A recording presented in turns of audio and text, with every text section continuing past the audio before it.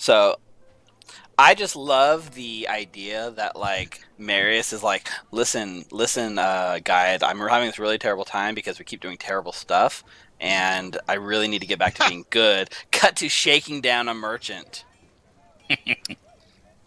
Marius was trying to get a +1 shield. He didn't know. He didn't know it was going to go like that exactly. Yeah, It definitely got out of your To hands be a lot fair, more quickly Yeah. than any of us they were expected. trying to give us far less than what we deserve. He says Hal. That's a subjective feel about statement, this. Hal. We see Exactly. Marius here, right, with the face, and then Lulu's on one shoulder saying, "Marius, isn't this wrong?" And then Hal's face appears on the other shoulder, and it's like, "No, get more coins." they're trying to screw us, Marius. Exactly. Screw them instead. Yep. Yeah, that's what we opened with. Screw them, right? Screw them. That was our mission statement tonight. Okay, so our vehicle rumbles through Avernus towards Bell's Forge, which you guys have been to before, and as the like screaming voices of a soul being ripped apart echoes through our ears, as powering this infernal vehicle towards Bell's Forge, we get a shot of like Lulu kind of like sitting by herself, like in the corner, just staring out like a window. And we see like kind of coming into the side of the frame, like tepidly approaching is Ava. Are you? How's it going? Yeah, well, Marius will be on Soul, like outside. That makes sense. Okay, she kind of like looks over her shoulder at you, Ava, and like with the telepathy in your head, just kind of goes, "I'm not so sure. I'm wondering if I've made a mistake traveling with you guys." You definitely been really helpful to us, and you know that I've always appreciated you being here with us. But I don't know, why do you think we're traveling with us is a mistake? Well, for starters, you just extorted those lovely people who've done nothing but help us so far. I'm not a big fan of what we just did either, or what they just did. But when we travel together, then what one does, we all do. That is kind of a good point. And she kind of puts her gaze like back out the window, and she's like, I know my path is out there, and I'm wondering if maybe our paths have come to a divergence. Well, look at it this way, Lulu. We're going to Bell's Forge with the very strong intent of having a backup plan in case something goes wrong as we try to save Zariel. You like backup plans, right? Not usually. Usually I just put my mind to something and I do it until it's done. And I'm sure that I know that works out for you pretty much all the time, but we're not you. We're just regular mortals. Here in this place, it doesn't seem to work out. Back home, like, it always worked out the way it's supposed to. Yeah. I can see that. Well... Listen, I is it alright if I don't go into Bell's Forge? I don't like... It doesn't feel right in there. And I feel like he's constantly, like, sizing me up like he wants to steal me or something.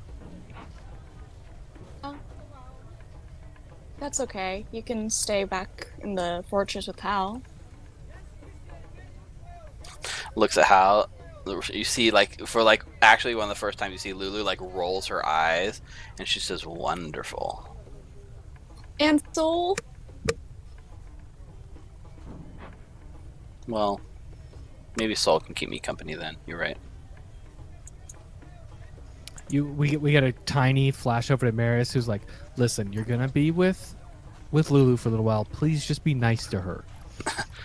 She is so annoying. I mean, She likes to talk. Just be nice to her. She seems really upset about what happened in the smithy. I was trying to get a +1 shield, and Hal and Zeke kind of extorted the Smiths there, and it just got way out of control. But Lulu is definitely feeling weird about it. So just, I don't know. Just be cool, please. Does this mean I have to unblock her on Celestial Gram? Yes. Yes, you do. You have to talk to her for a while, please. While we're in the forge. Fine. I'm not sure what's more torturous, spending an afternoon with Lulu or visiting Belle. She's not that bad, man. I know she likes to talk a lot. I know, but just she's innocent. Let her be innocent. Yeah. So Saul Okay. begrudgingly agrees to be nice. All right, thank you. And then camera goes back into the cab with Lulu and Alba. Yeah, and we actually it cuts back to Morthos, who's driving this big rig, and he points out and he's like, "We're here," and you can see that you guys are on the other side of the river with the big Bell's Forge towering above, and the single road leading up towards it. Last time you guys approached, you didn't have your vehicle because it was left on the other side of the river. What would you guys like to do? Get out of the car, knock on the front door. Are you gonna drive? Last time you guys walked the path all the way up, right? And it was fairly exhausting. It was quite a hike. Do you guys just plan to drive up into this mountain top fortress? If the car can make it, then yeah.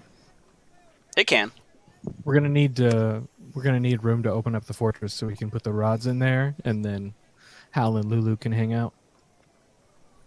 Yeah. So you guys drive up the path, and as you kind of start approaching through the valley and the mountains, kind of creating this little valley leading up to the forge, you can see more and more devils, spine devils, bone devils, all perching on top, and you can feel dozens upon dozens of eyes just watching you guys kind of approach the fortress.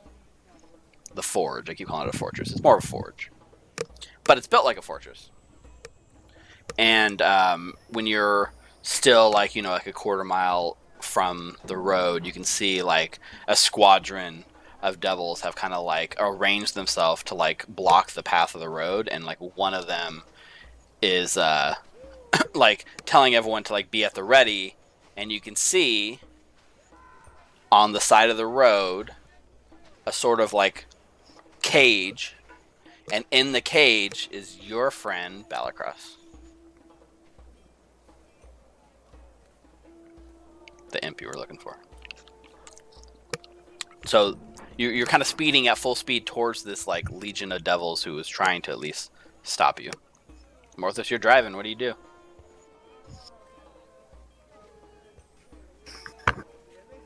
Guess I'm gonna slow down and stop. Okay. And we're coming here in peace. I don't want to run anybody over. So yeah, you bring the vehicle to stop, no problem. And one of the head devil strides forward to kind of greet you, and motions for someone to come out and talk to him. Or Mary can swoop down on his nightmare to the mountain. Yeah. I'm gonna land and say, we're successful, but we need a moment. And then he waits for Ava to come out and open up the fortress. Ava's just gonna hand the fortress over to Hal so he can get in and out of it without having her speak via command word. Yeah. Because whoever speaks it controls it, right? Is that how it works? Mm-hmm. Mm. Okay. So how do you pop the tower up right outside this space, or what?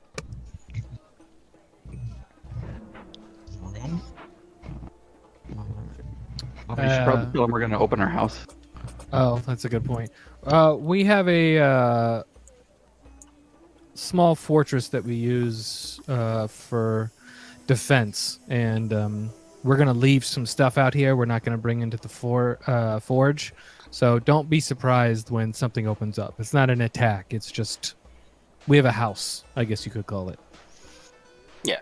And they give you guys space to do whatever it is you're going to do. They just don't want you bringing the vehicle any closer. Mm-hmm. Yeah. So Yep. Tower goes up. There's a loud kind of rumbling noise as the tower like appears, right? And as it like shoots up out of the ground and possibly creates this like amazing tower. There's actually like a round of applause from like the hills above you as like all the devils that are watching seem very impressed with this. And fairly immediately, like they kind of like start flying down and like landing on the top of it, and each one of them begins like kind of like on the rooftops, like landing on it, looking at it, inspecting it. They're having conversations with each other about its quality and like debates about how they would improve the design and stuff like that. Yep. And the rest of you are like you see like Marius, you hear like a psst, psst, hey Marius, and you can see like Balacross like in the little like cage there. Oh, hi. Hey, What's up, buddy? listen, I would appreciate if you could put in a good word for me with the boss. Like you kind of accidentally left me back at Mahadi's. Right. I heard everything that went down. It was crazy the way that happened, but Bell wasn't too happy with me. I can't imagine why. So if we're best friends, so if you could just let him know that like we're good, then maybe he'll let me out. Okay, let me get this straight real quick. You want us to admit that you did such a terrible job shadowing us that we figured out you were with us and then let you come with us until you got too busy in the spa/casino and weren't around when we were almost captured, and then we left because you were having too much fun. You want us to not say any of that? How exactly do you want me to spin the tale for you? Just, oh God. Right, because if we say that we knew you were there, you admit to screwing up, spying on us, right? So, like, how far back do you want us to go with this lie you're asking me to do for you? Whatever you can tell the big man to get me out of this. If you get me out, I'll serve you as faithfully as I can. I promise. Yeah, but I don't want an imp for a servant, so that's not much. Do you have a shield +1? I don't, but I could probably get one. If you get me out, I'll get you one. I promise. Okay, I'll think about it. Let's make a contract. No, I'm good as my word. You're not, but I am. And I walk away. No, wait! He's like rattling the bars. And like one of the you see like from the side, like one of the bone devils just like throws like a piece of bone at Balacross, and it like rattles the cage and makes him like fall on his butt. And you guys are able to enter Bell's Forge.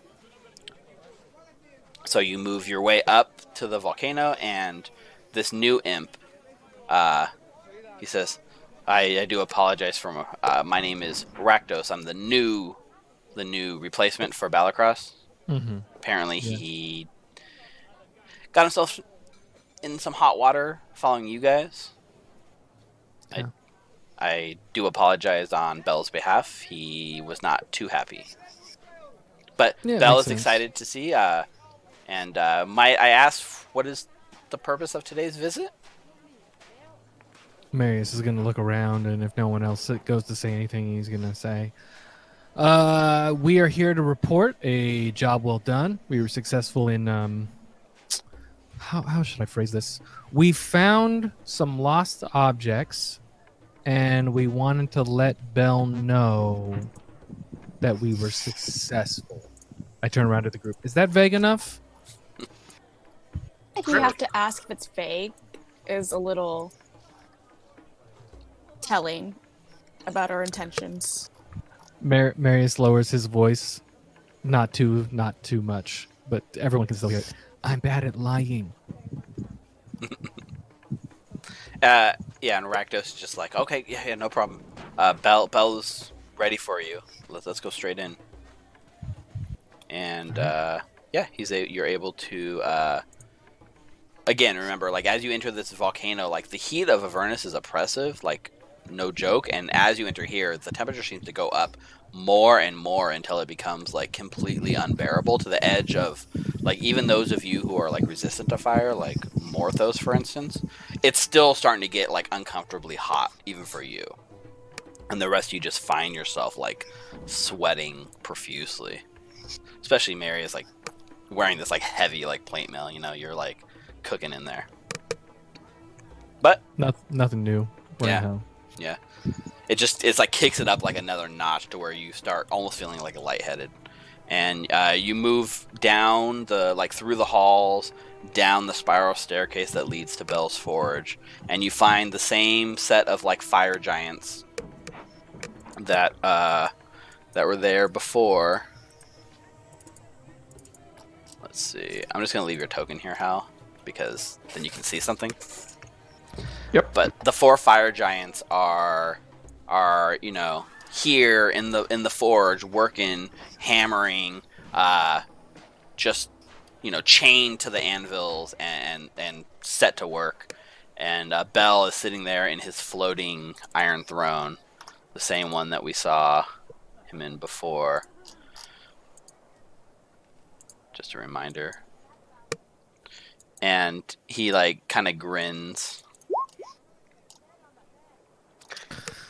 Oh, great, Welcome back. powerful Bell.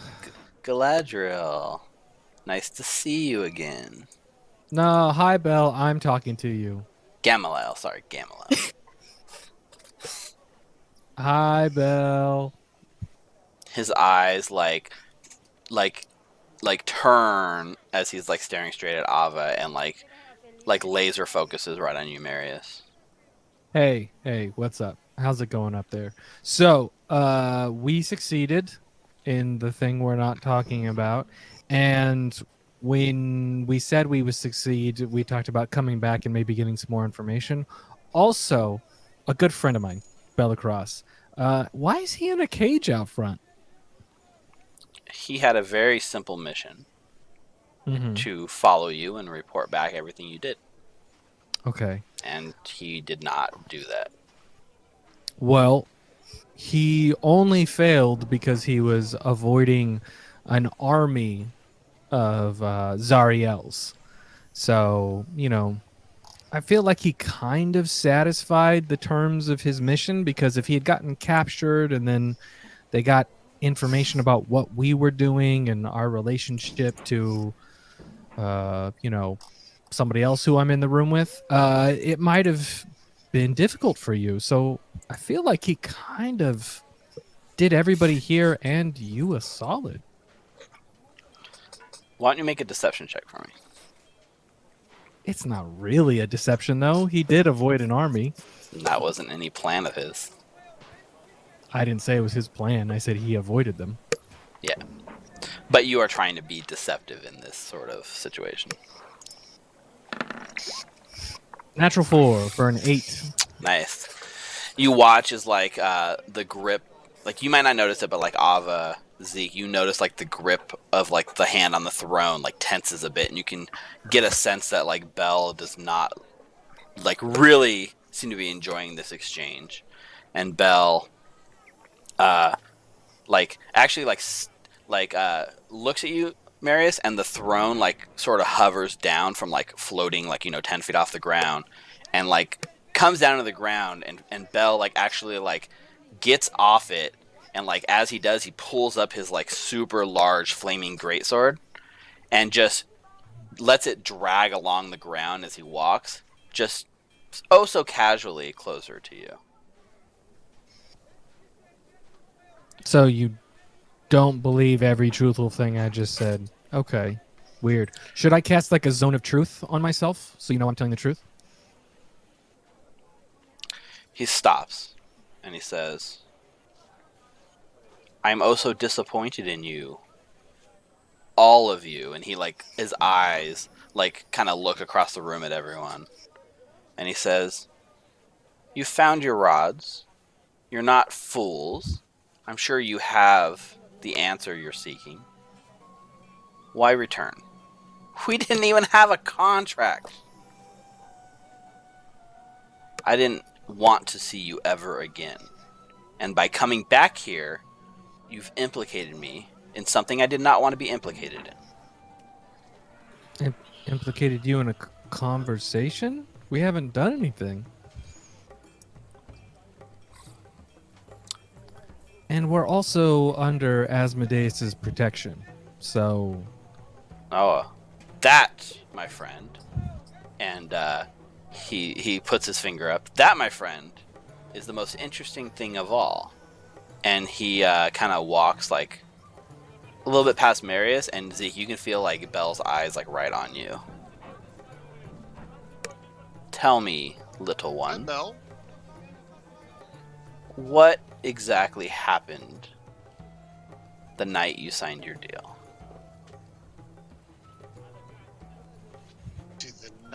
You mean after, or what happened leading up to it?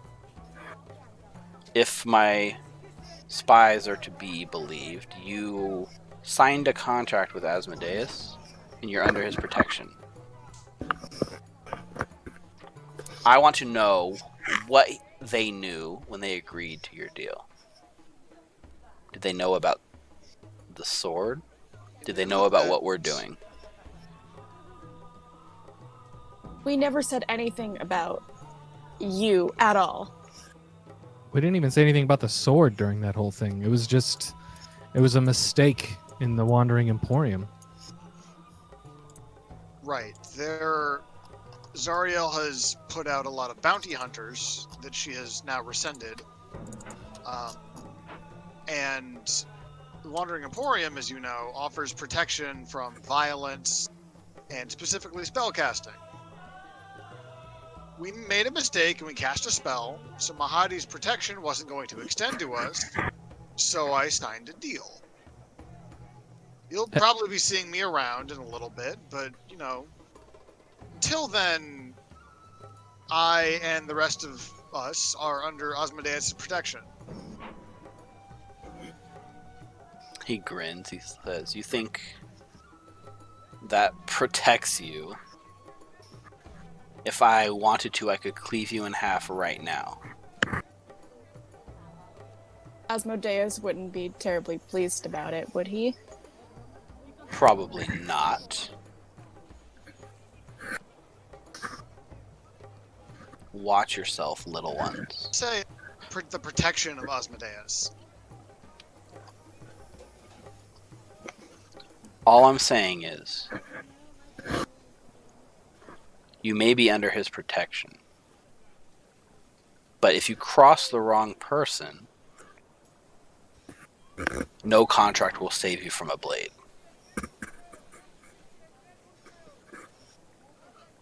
And then he kind of turns his disposition and smiles and switches a gear to be almost cheery and slings the giant greatsword effortlessly up over his shoulder, and he says, "So, tell me why you've really come back. If you found the rods, you know what they do, correct?" We use them. "To," and he's kind of telling you to finish the thought. To save Fix. El Terrell. Yes, in a way. The rods will unlock the solar incinerator. The source of the power that allowed it to be dragged down here into Avernus still resides inside. The same source of power could be used to send it back. And he grins. We have to fly up to the companion and then place it in there. He nods. That's the gist of it.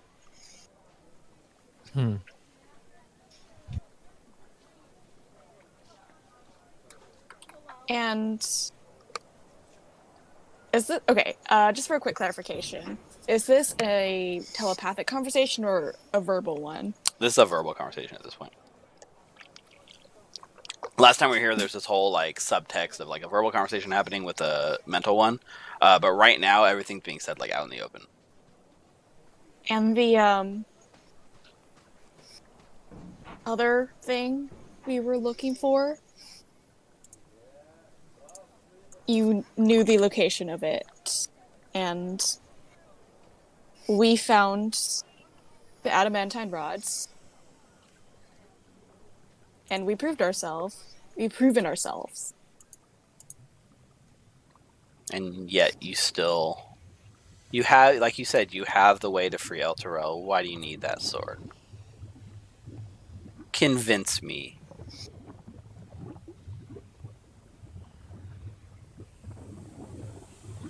We want to save Zariel. And with Zariel not in Avernus, wouldn't you be her successor? Well, I would never try to. Do I believe I would be a great successor? Of course. I would not presume to doubt Asmodeus' will.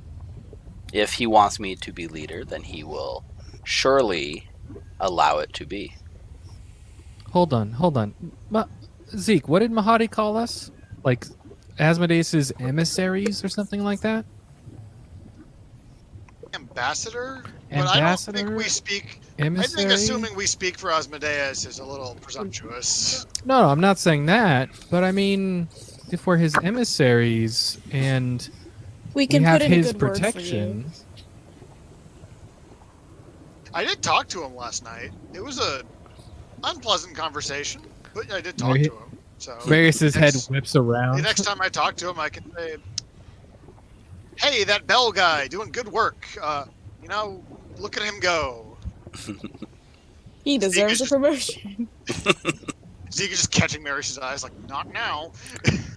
I don't need, to be frank, I do not need your help in putting in a good word, but I would appreciate if you were to create an opportunity.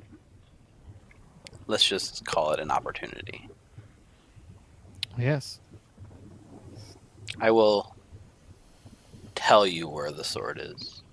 The problem is, of course, that such a terrible blight upon our great plane of Avernus could not be, shall we say, it could not be allowed to poison everything that has been going on here. So not only did the land begin to reclaim the Citadel, but Asmodeus locked it away so to make sure that no devils or mortals would come across it so long as he desired it to be hidden. If you truly are meant to retrieve it, there's only one way to find it now. What you need to do is go to the Arches of Ulak, a great transportation network that has fallen into disarray, I will say, but it should hold enough magic to get you where you need to go.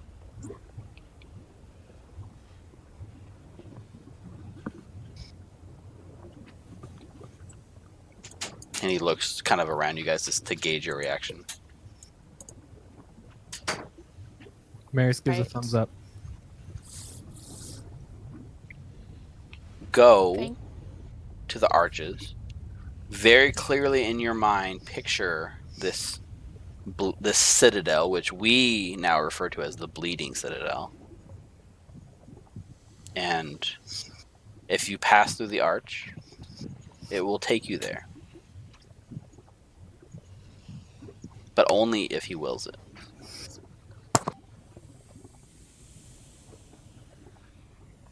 And what happens if he doesn't? Then you'll end up someplace else. The arches only work if he allows it to. And we'd come back the same way? This isn't a one-way trip? once you find your he's like trying to explain like something that to him is like super like obvious, and you can tell like he's like talking to a toddler. But he's like, listen, once you find the place, getting back isn't the problem. If you find a place hidden, coming back from the hidden place is never an issue. It's just finding the hidden place in the first place. I mean, that's just Avernus 101. Right. Sure, yeah, easy. And yeah, so he will like describe what it looks like, and as he does, like there is like a place on your map that like completely like matches this, and I know you guys can't see the map right now, but I'm going to like put it on your map. Cool.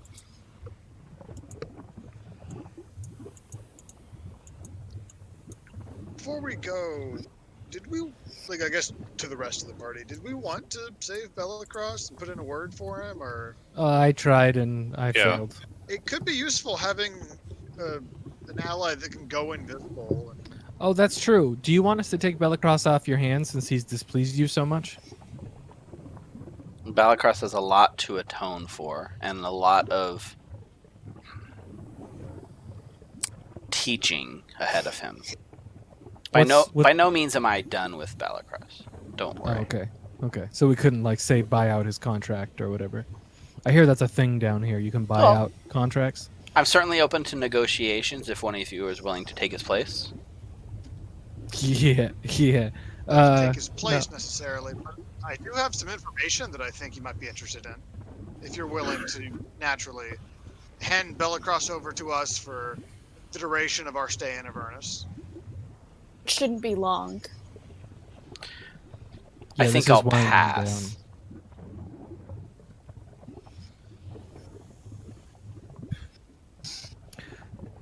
I did notice that your amazing giants here are hard at work. Have you guys been working on any shields, perhaps? You're really hitting up Bell for a shield plus. We're gonna get one of those before we leave. Come on. It seems to be mostly, as you look around, they seem to be like crafting like a never-ending supply of like hellfire weapons. Like all the weapons are very much made in a similar manner to the lance that you have, right? Yep. And there just seems like racks upon racks of it like along the wall. And he's like, I'm currently involved in making weapons for the war effort. Right. I wouldn't trifle myself with making something like a shield +1.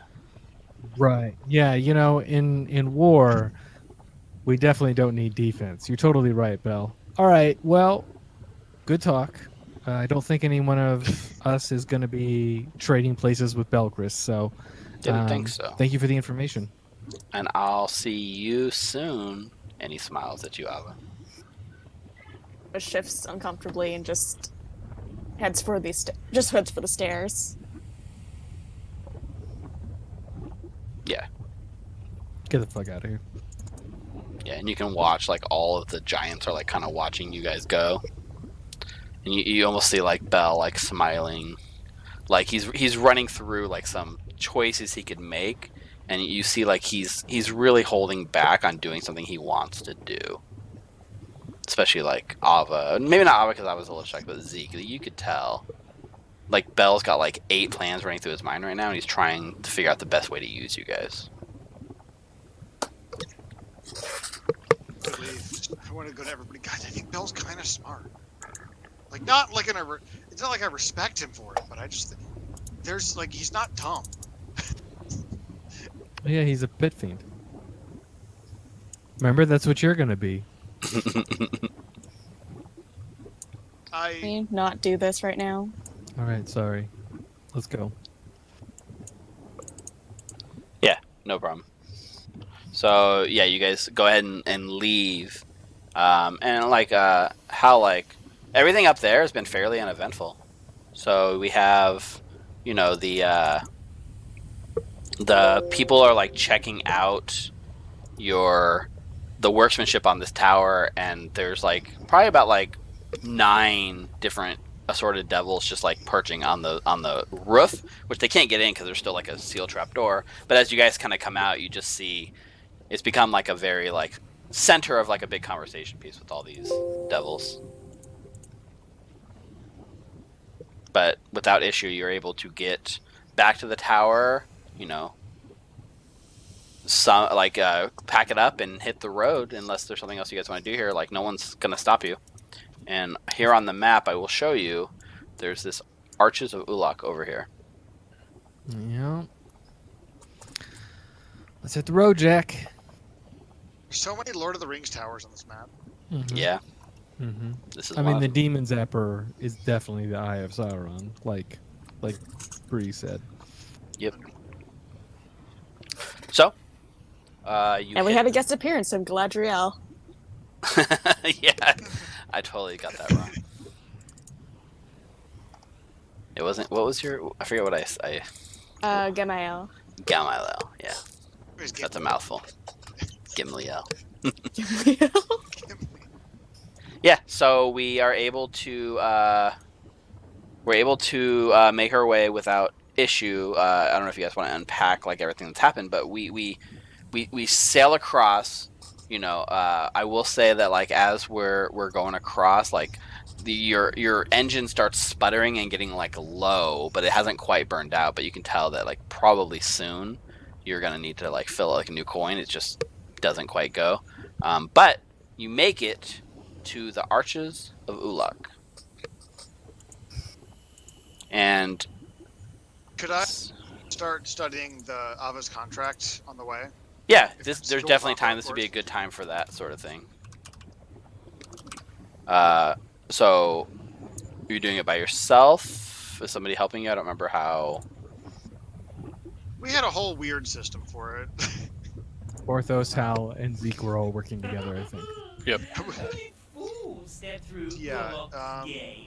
if you guys are doing, remember you guys like rolled with a high investigation with advantage, so Hal and Morthos, you two should probably work on Ava's contract, and I'll just look at mine, I guess. Sounds good. So why don't you guys give me those rolls? Yep, that's about right. Although if Morthos is spending the drive working out the contract, who's driving? Avo's Ava. Avo will drive. Oh, that works. Yeah, we usually trade off. I drove there. She's driving back. Zeke with the 7 is not able to make much heads or tails for your contract. Still shaken up by the fact that he appeared as a crab. Morthos with a 19. He knows how to appeal to his Marius. audience. Marius is riding his horse. Hal with a 6. 21. Nice, I gets have- advantage. Oh, because you have advantage on this. That's right. Everything me. You do because of that. It- Okay. So here's the thing. Between Morthos and between Hal, you guys are able to finally make the final breakthrough you need. And it's super layered and like deep, complex. Like the party A is a party to party B, who now will be referred to as this. And it's just this crazy mess of just understand. Even though you can read the words no problem, understanding it is really hard. But here's what you make out after you unpack everything. You have your whole like cork board on the wall with all the different names circled and going back and forth in this conspiracy theory kind of scene. And you finally make a breakthrough. You now know what it is you need to do in order to break Ava's contract. So Ava's contract, in order to be broken, obviously killing the person who made it would do it, or having the person willingly void the contract. But what it says is Ava needs to have possession of the eye of the Duke of Avernus, and it must be willingly given. Wait, what? Can you repeat that, Steve? Yes. So you need the eye of the Duke of Avernus willingly given in order to break the contract. Which is Zariel. At the time the contract was written, it was Bell. But right now, yes, it is Zariel. Huh.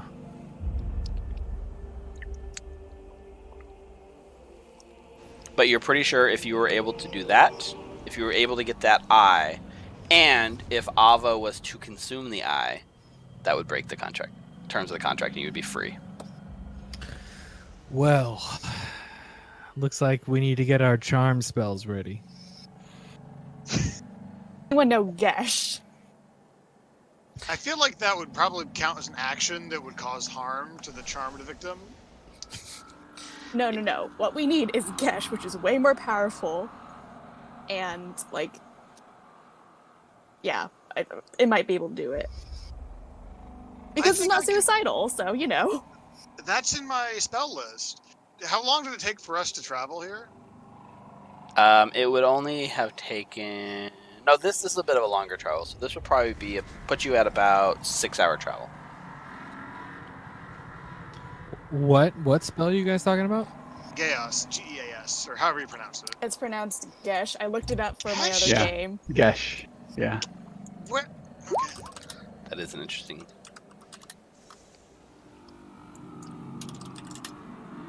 6 hours isn't. 6 hours isn't enough to change out spells, right? It's only on long rest. You'd have to take a long rest, yeah. Dang it. I even forgot to replace ceremony. Plus, That's more disappointing than anything. Plus, you spent a lot of this time on this travel. Like, it definitely wasn't long rest because you guys have been working at the contract and stuff. That's fair, yeah. Damn. Stupid ceremony. But like Made a Ava, mistake. now that you've It's- heard concrete details, does this make you feel more hopeful or less hopeful? Right? Definitely she definitely has like a pit in her stomach, like she's just trying to figure out the details of how that will all work / go down.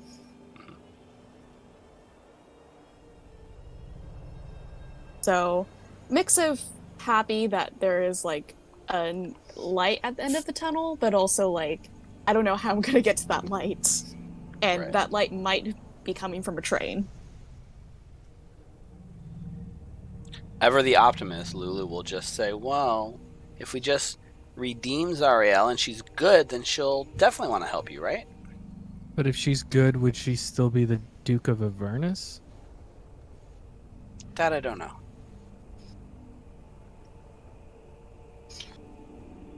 So we'd be back dealing with Bell. Well, I guess the alternative is killing Belle. It's true. That is definitely one of the options. Well, he is a dick, so. Yeah, and as we like arrive at the Arches of Olak, so those of you in the vehicle, which is probably everyone except for Marius, you hear the map speaks up, right? So this map again speaks and says, "Only fools step through Ulak's gates. They lead to nowhere a wise person wants to go." And as you see it like approach, you see two ornate black arches dominating the scorched landscape for miles. Each one rises 200 some odd feet into the stifling hot air.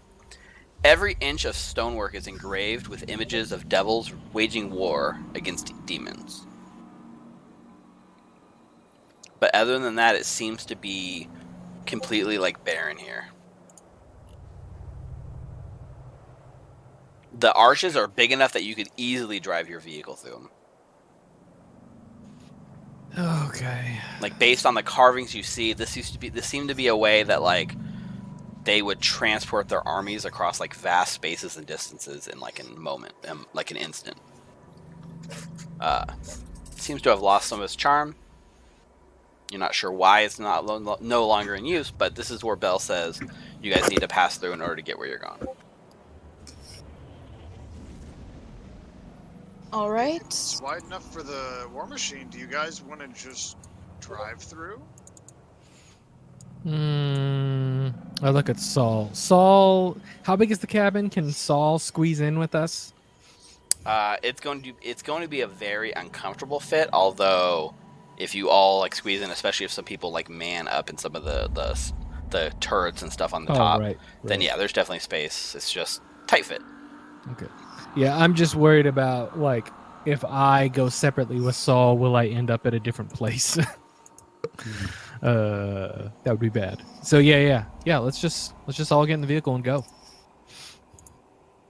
As we drive through, like right before we drive through, I do want to. I guess it's not a prayer. Well, I mean, it's technically a prayer, I guess. basically just entreat Osmodius, lift up the staff, and just go, Osmodius, I really don't want to, but can we go to the Bleeding Citadel? And Say, So, say please. very much a working relationship. Marius is right there, and he's like, "Say please." You didn't say please. Pretty please. yeah, and Golden rule.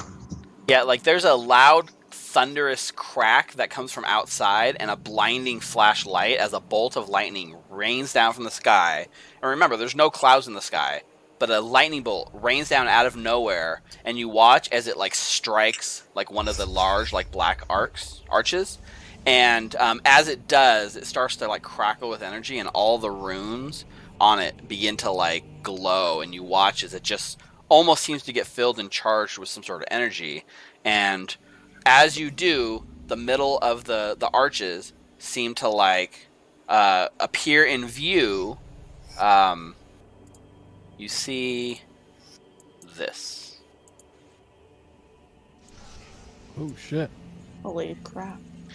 It looks like a great, disgusting scab the size of a large hill rises up from the stinking swamp of blood.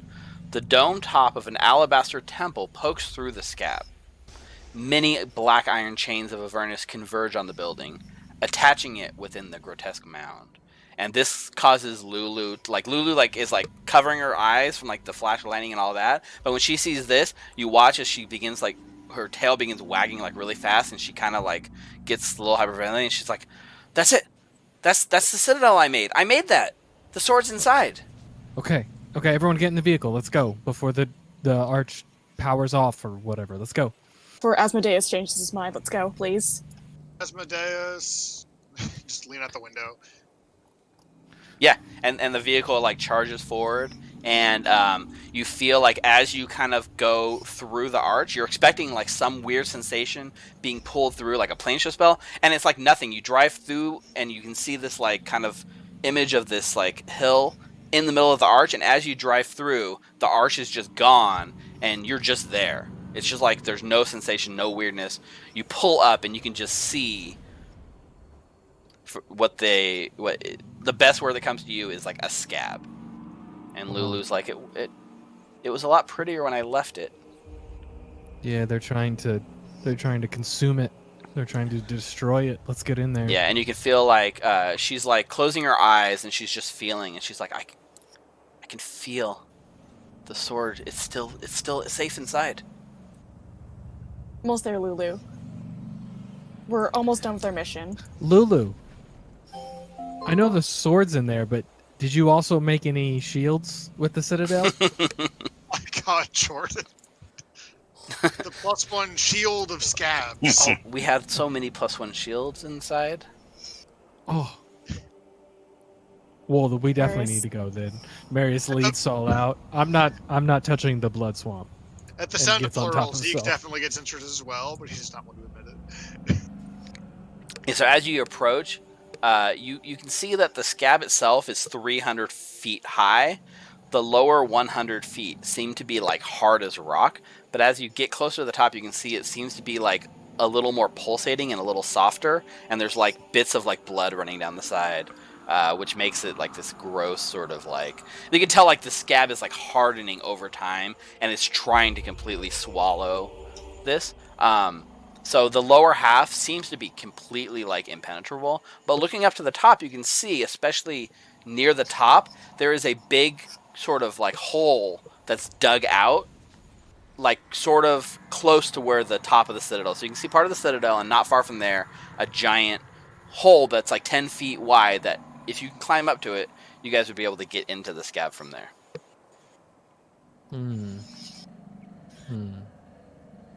If only we had a flying mount.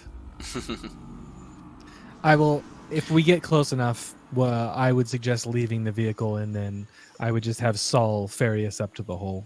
Yeah, and as you say that, like the whole vehicle kind of like goes sput, sput, sput, and like stops, and then comes to a quiet still as the soul is completely consumed, and the vehicle runs out of juice right at the bottom of the hill.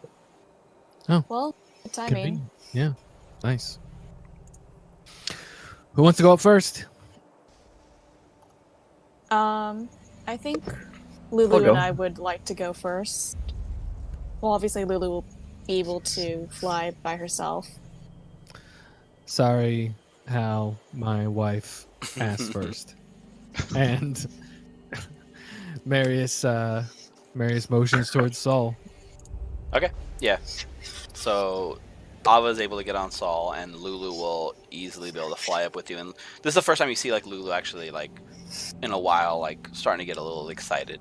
Like she's always excitable, but like she's back to being like happy-go-lucky Lulu. I will say, like as you watch this, how like it doesn't look like that tough of a climb. Like you're pretty sure you could just climb the side of this thing. It's just there's more style to like flying up in the Saul. Yeah. As we are flying up, I want to do a quick RP thing. Sure. Hey, Marius. Yeah. Well, Marius has to stay down. It's not like you're riding with Marius, right? Oh, He would be able to. Well, what's his strength score? I've let you guys ride before, so that's fine. Yeah, but it's probably just because Ava's smaller that it would work. It's not going to matter. It's fine. You can ride together. Yeah. Okay. So that's, yeah, he does. He does have an 18 strength, so he's a buff. He's a buff boy. yes. Yes. funny that when you were saying you referred to me as your wife. Mm-hmm. I don't know. Like, you know how we all both of us kind of expected to have arranged marriages? Right. Well, I don't know if I should say this. It might make it weird. Look, I am flying you up to a hole on the side of a scab on the plains of Avernus. Like, it's already weird. That's right. Well, anyways, my parents got wind that you were coming back from El Terrell and your errantry, and they were talking to your parents about an arranged marriage between us. So it's kind of funny how that worked out. Ava feels Marius just like his whole body tense up in front of her. Yeah. You've been acting kind of weird lately. I've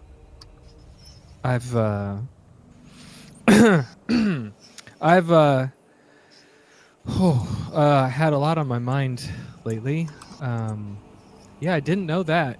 That's news. Can I ask you a random question? I mean, we are kind of married now, so I guess. Yeah, we are married. Did you get any of my letters from when we were younger? Letter? Fuck.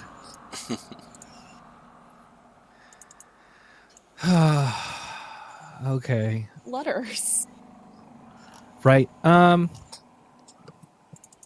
Do you know how we kind of knew each other when we were younger? Like we were in the same circles. I mean, our parents kind of live almost next to each other. But we were going to the same functions. Remember? I would kind of see you, and I would just go, gross, till return boy. That's always really stuffy. Yeah, that's me, super stuffy Tiller turn boy.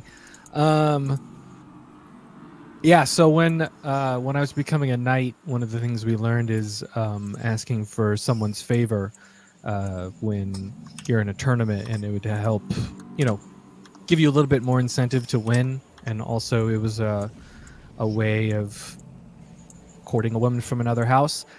So I sent letters to you asking if you would be okay with that, because we kind of knew each other, I guess. I don't know. I was stuffy back then. And you never responded, and I thought it's because you weren't interested, but now I'm realizing it was probably my criminal family stopping me from talking to you. Yeah, so this marriage thing is weird. That's kind of funny that you had a crush on me when you were younger. This is the longest 200-foot flight I've ever seen. This is... It's like she should have said that. She's like dropping... No, you guys are just stopped. You're there, but you're just having the conversation. No, Saul's flying in circles after a while they keep talking. Everyone else below is looking up and like, why are they hovering next to the hole? Yes, exactly. The hole's there. Exactly. Yeah, we're getting nervous. Like, man, something going on up there. I'm gonna Or do have you think our Saul. husband has a crush on our wife? Yeah, I'm getting jealous. Marius is gonna land Saul and help Ava get off, and then mind to mind, Saul say, "Why don't you pick 2 more people up and bring them up? I'm gonna talk to Avas." Yeah, no problem. So Saul goes back down to grab the next 2. All right, it is weird. I mean, yeah, it's weird. I don't know. I guess I liked you when we were younger, and then I disappeared for a long time, and now we're married. So I don't Sure, my know how to parents would deal be with that. happy. Oh yeah. I don't really care what my parents think at this point, but Well, I'm glad yours would be happy. yeah, I was like not super happy about it. Mm-hmm. Mostly because all I remembered of you was being super stuffy and in night school. Yep. Stuffy Marius. I don't remember being stuffy, but good to know I put off that energy. I guess the next logical question is, am I still stuffy? Okay, that silence is an Oh. answer. It's Brutal. No, I said something. Nothing came over. That Nope. was cold. Nope. Yep. No, I mean you're okay. Cool. Oh I my mean, god, that's you're- Ava's highest praise. Yeah, that's. I feel like I should be jumping for joy. The level of affection I felt from that. And you, You know. you turn around and like all the rest of the group is like standing there watching you guys have the conversation. Hi guys. Ava, can we talk about this later? We kind of need to go get the sword. What else is there to talk about? Mm. Yeah. Yeah. Ouch. Jeez. Good point. Awesome. No, that's a good point. And then Marius puts on his helm and buckles on his shield and Mhm.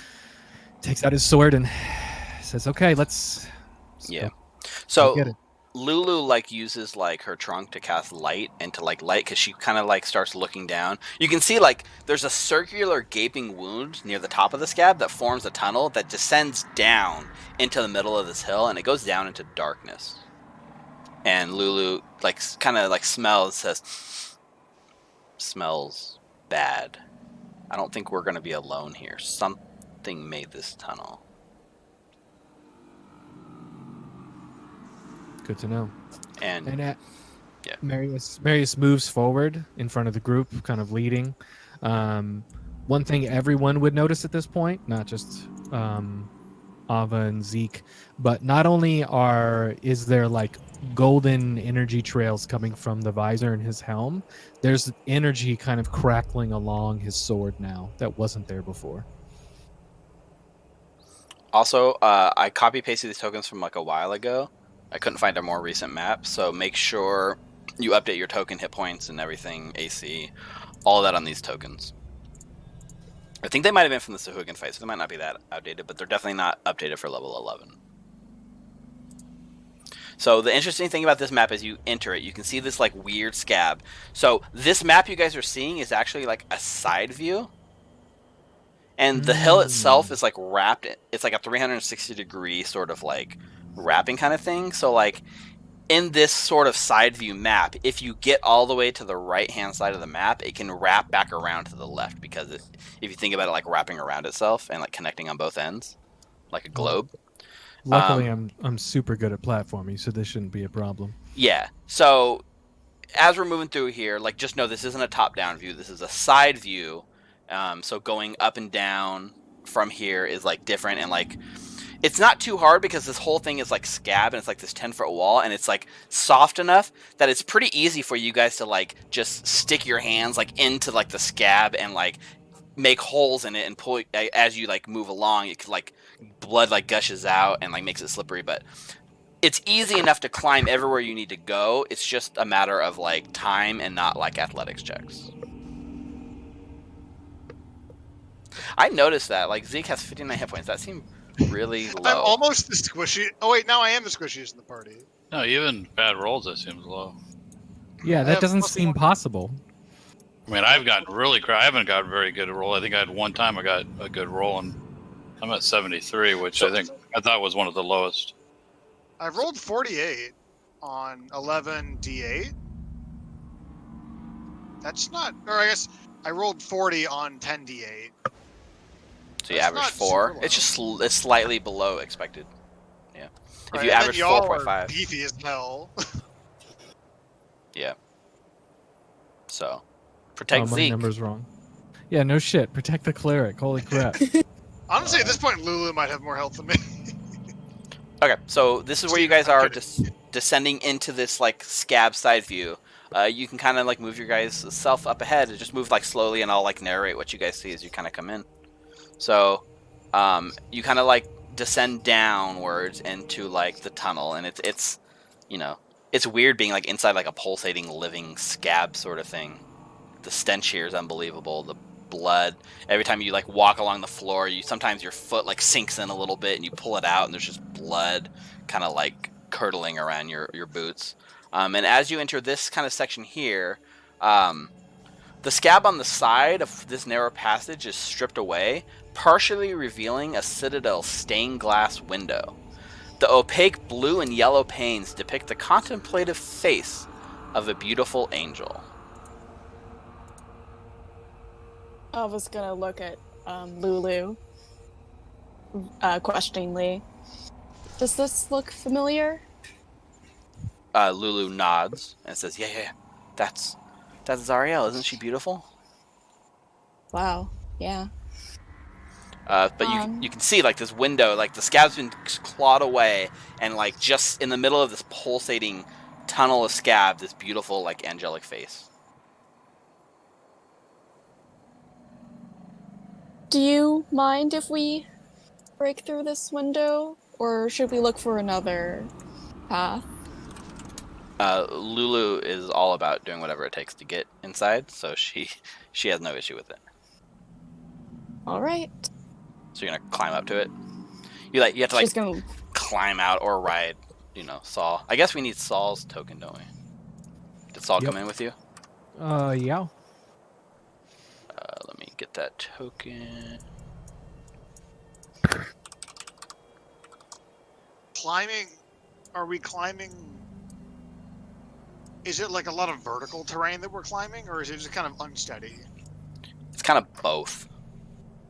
The tunnels are like 10 foot in diameter, so it's 10 foot wide, 10 foot tall, and it opens to this big passage. So like, right here, you're standing here to climb up to the window, which is like up here. You're basically climbing up the side of the scab about like 15 feet up in the air.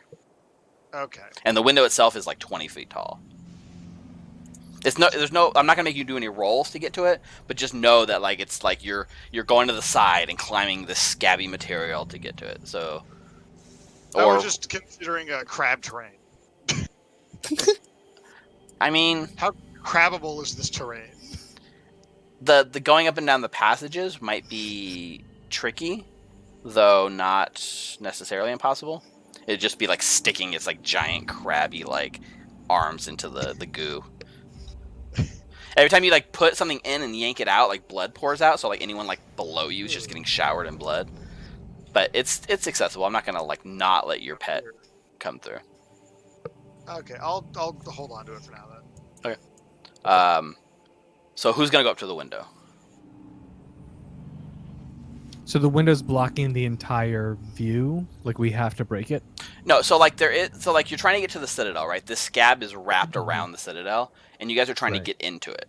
So this window is a way into the Citadel. If you could like Ava said, if you break the window and climb in, you guys would be inside the Citadel, right? Okay. You could bypass it, right? There's tunnels that lead up here and to the right and down. The scab opens up into these separate tunnels. You can go any of those three directions you want, but the window is here. Can we look into the window? Peer in? Where's the window? It's supposed to be on the map right here. This custom one I'm using doesn't show it, but it's like right, this whole side of the wall right here is just like a 20-foot tall, 5-foot wide window with this stained glass of Zariel. So Is Hal gonna be the first one to climb up to it? Or is Marius gonna fly up to it, or Ava? Like, I imagine I'll climb up Marius to it. on the horse is like the first one to get to it, right? It doesn't look like you can actually see through it, Marius, as you kind of approach it. It seems completely blocking any sort of light. It seems to radiate its own beautiful like light from within that like is so bright that if you try to peer in, it hurts your eyes. You can't see anything on the inside. Huh. I like look down at the group. There's some pretty incredible light coming through the window. It's hard to even look in there. It's too bright. Should we just break it and see if we can go in this way? Fit, and she made this place, so Yeah, what do you... Yeah, all right, Lulu's down. Yeah, Lulu said. All right, I guess... Free to try. Okay, I guess I'm going to take an attack, and so is Saul. Okay. Is it an attack roll or a strength roll? I mean, if you're attacking it, if you're like pulling out a weapon and attacking it, then you can give me an attack roll. It's a natural It's a 20 crit. from Saul's for Saul's hoofs. 28 damage. 28. Saul like And, crashes with 16 fire. all of its strength against this window with its hooves and like gives it everything it's got. And the window, like as it hits, you seem to see the hooves never actually make contact with it. There seems to be some sort of like protective magic around it, and the attack does not get through. Oh. Well, I've got a front row seat up here, and there's some type of magic protecting the window because Saul hit it real hard. Mm-hmm. Didn't Couldn't have Saul? hit it any better. Could I So- investigate the window regarding like religion? Because Ariel's kind of at this point at least, she's almost like a religious figure. Yeah, you can give me a religion check. Oh, great. Or if this is unimportant, then it'll be really Yes. Yeah, so you kind of give a peek at the window and try to do it. It seems like the Zariel you're seeing here is very reminiscent of the sort of like Zariel that like Lulu is constantly pulling on your ear about, and like speaking her up to be this great shining beacon of like hope and light and all the good things that Lulu is always talking about Zariel. And you know that like Lulu created this citadel, so like Lulu must have made this window in the image that she envisions Zariel being. But you're not entirely sure Zariel really lives up to this level of hype. That. Do you mention any of that, Zeke? Not out loud. I am gonna ask Lulu. Did you put any kind of magical effects on this window or the citadel, like a protection? Or I mean, I poured every bit of like hope and like protection magic I had into it, and I conjured this whole temple, this whole citadel from nothing. So, yeah, yeah, hard yes. Okay. I imagine if it was that easy to get in, somebody else would have already been able to.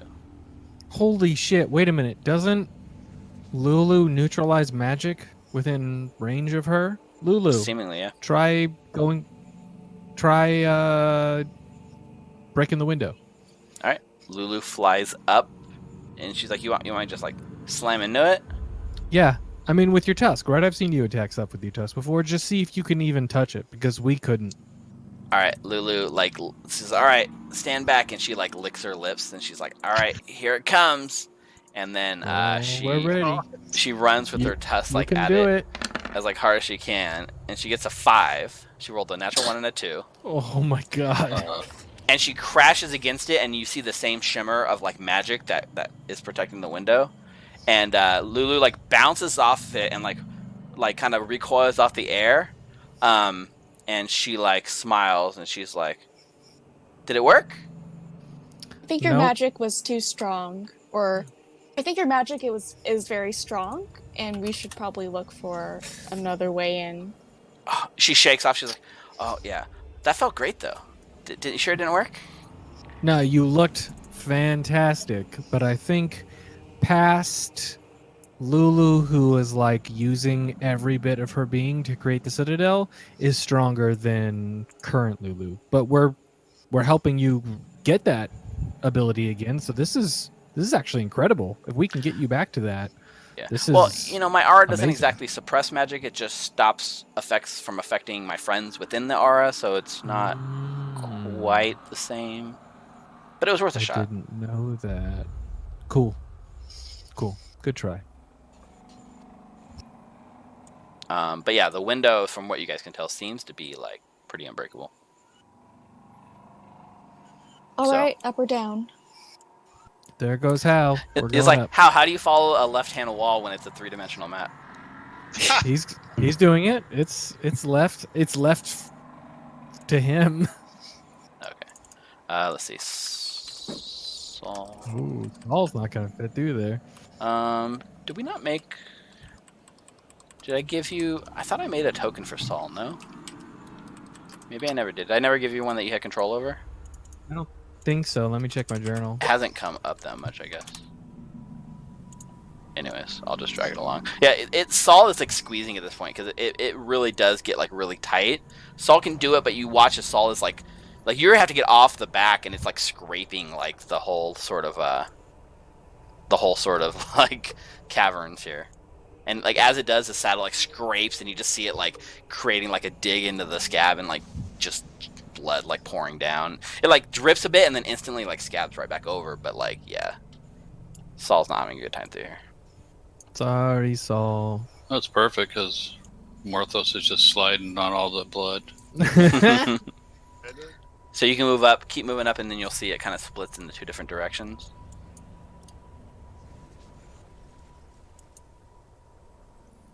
So from here, how you kind of get to like an overlook, and you look down, and you can see there's a little narrow tunnel that goes to the, I guess that would be the east, and that way definitely Saul cannot squeeze through.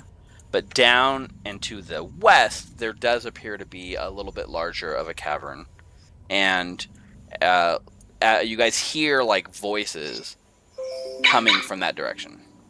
Oh, did they sound like a car alarm?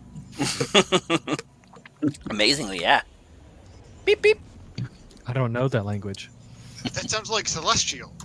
Oh, So Well, which if way there's would you guys voices like to down go? there, I think down would be more promising. yeah. Marius goes up to Hava and Al, and you guys are both pretty stealthy. Do you want to go and see who they are, and then if it's a fight, we'll come and back you up. Otherwise, if it's not something we need to deal with, we can just go the other way. Think not, husband. What did you say? Hal's not my husband. Oh, Also, just so I didn't call this out, but like when we cross through the arches, we've actually crossed from chapter 3 into chapter 4. oh, cool. So this is Ooh. chapter Awesome. 4, and it's called the Sword of Zariel. Nice. Well, I'll cast Pass Without Trace. Oh, dope. Okay. Hal pops down Pass Without a Trace, which allows him and Ava to sneak ahead, right? The sneaky ones. Yep. Okay. Give me your guys' stealth roll as you move ahead. 30. Only Jeez. 30 and Damn. 34. We're so There's loud. DC 30. Yeah, so Passive perceptions. you guys sneak ahead, and you see ahead of you, like there is a 30-foot wide chamber. Let's see. Oops, that's wrong. Oh god, I moved the whole world. The world. Okay. The scab's moving. So, a Yeah, pool of it does. blood fills the center. It's a 30-foot wide chamber, right? A pool of blood fills the center of this chamber. 5 goat-headed demons, reeking of rot, crouch along the edges of the pool, staring at a corpse floating face down inside of it. And they seem to be talking to each other in Abyssal. It's Abyssal. Do you guys speak Abyssal? I do. Okay. You hear them talking back and forth, and like one of them is just like, make sure she's dead. And the other one's like, you make sure she's dead. And then the third one's like, well, both of you knock it off. One of you needs to make sure she's dead. And like, they just seem to be going back and forth, and no one wants to actually take like responsibility. And like, as you're doing this, one of these like 5 like figures kind of like turns and like kind of looks in your guys' direction, and you kind of like press down and meld in, and you can tell he's like looking your way, but he didn't seem to actually like see you. He doesn't say anything. He just kind of looks back to the conversation. But as far as you can tell, the chamber dead ends except for this little pool of blood. Start going back. I'll nod to Ava. Let's head back. Ava's in shock because Hal does not want to kill the demon. That's true. Dead end. Mm-hmm. 4 or 5 goats. Mm-hmm. We should kill them. Okay. What were they doing? What are they talking about? There's a dead body in there. Did I see what it looked like? Give me a perception check. Ava's got a crazy perception, so I'm not gonna make Ava roll. Very reminiscent. We'll see if Hal is able to pick it up, but like Ava, like Nope. Hal's not too perceptive on it because it's face down and hard to see. But like Ava, you get quick images of like Mad Maggie and of Red Ruth, and it seems you're pretty sure this is like a hag that's been drowned here in the pool. Like it looks very similar to a night hag. Ava will relay that to the group. Okay, well, so they did a good deed, but they're still... What are they, devils or demons? Demons. Okay, we should kill them, because the last thing we want is to go down this tunnel and then they come up behind us.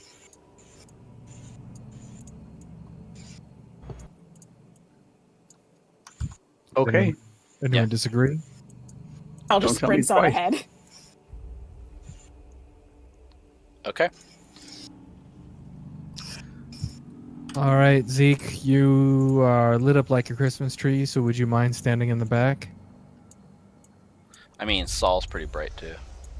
That's why Saul's over there. Is Saul not coming in with you guys? I would like Saul to stay in this intersection. Make sure they don't get behind us, Saul, or we get snuck up on during this fight. That works. Okay, I'm gonna drag you guys over to this map. Yep. I figured it would be a different map. Yeah, so you move in, and you can see as you've come back, there seems to be even like more than you had recognized, and you guys are getting a little closer this time. But there is no doubt the drowned body of like a hag like lying there in the pool, and one of these like goat demons have gone down and is like flipped her over, and you can see like her bloated face kind of there, and she's very clearly dead. And you guys can all give me stealth checks because you're all coming up, still trying to be stealthy. You still have Hal's like pass without a trace. What, Oh. 40? Oops. Is that right? Yeah. So Ava, you got a 40? What the hell? Yep. Oh no. Plus 12. Morthos got an 11. Yeah, I tripped over my own feet. Damn it. Yeah, I think 23 for Marius. yeah, even Marius is able to do it. I think actually with I didn't think this was even possible, but like basically Morthos has like made enough noise that I'm not going to give you guys like a surprise round on this. 40. Lulu gets a 25, so that's pretty good. So yeah, everyone go ahead and roll initiative for me. Can I campaign as a player, and because you're the best DM ever, Steve, can Ava still get surprised? Because she got a 40. I'm fine with like I think the idea is not that they see you, it's just that they heard someone coming, so they don't see you right on, right? Right. But there also isn't a ton of cover. You'd have to like stay in the hallway to get your like What? surprise shot. That's true. How did you get... You got a 1 of the 3. What is going on? Oh no. Listen, I got a 40 on stealth. Jordan and I both got an 8. And somehow Beat me. Ava goes after. That's wild. It really do be like that someday. Okay. So initiative for them, initiative for Lulu. Okay. Is everyone on there? Mary, Zeke, Ava, Morthos, Hal, those things. Okay. So, Morthos, you're the first to go. tokens so you can actually see them. Probably like, oh shit, they heard me. I should go. He's like charges forward, and that's why they hear him, right? All right, and I'll take my attack on this guy here. Maliki. Come on. Come on, roll 20.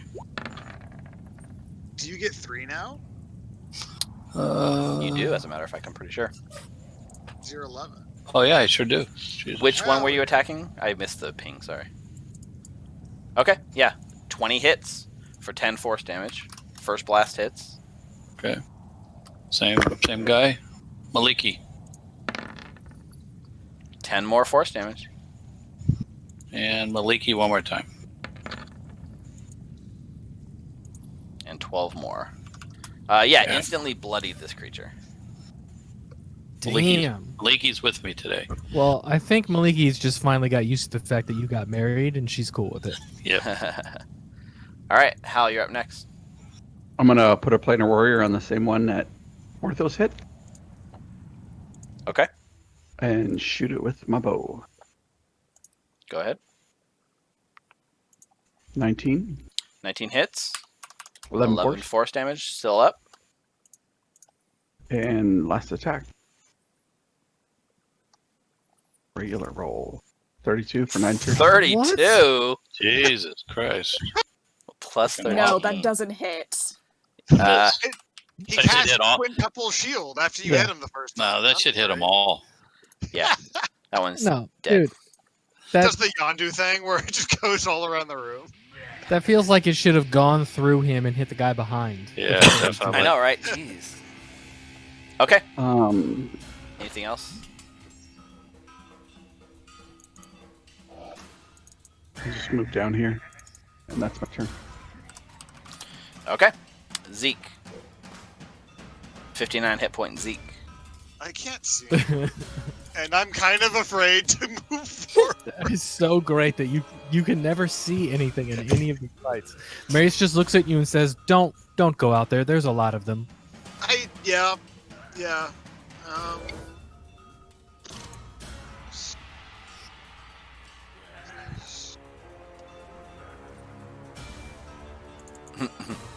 I always forget about Yeah. you're the only one without dark vision. So, Yeah.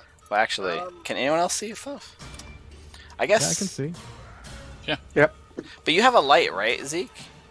Yeah, I have light on me. I Is don't it- think I said it this time, but No, like, no. it was still on me from last Is time. it 40-20 for light? It's 20. For the spell light is It's 2020. It's 40 total, 20 dim, 20 bright. So that's why you can't see, because you just see a little bit less than everyone else. Okay. Yeah. Yeah. Just on the edges of your darkness, you can like feel something there. I'm gonna back up Yeah. over here and dodge. There's Okay. I'm looking at what his light source is. Both of the enemies are just out of range of Yes. both of his. That's so funny. This Yeah. always happens. All right, Marius. Marius is feeling frosty, so he's gonna cast haste on himself. Okay.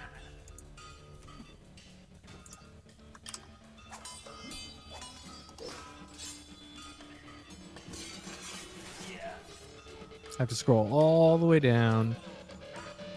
And then he comes. Let's see here. My movement is now 60, right? Yes. Yeah, my movement is 60. I'm going to. They're kind of spread out. All right, I'm gonna go to this guy first on the left. Okay. Charge at him on the left. Yep. And take an attack. Go for it. With your crackling divine charge sword. Yeah, 20 hits. For 13 damage, I'm going to use a level 1 Divine Smite and see how it does. All right, it is a fiend, so take an extra d8, so 3d8.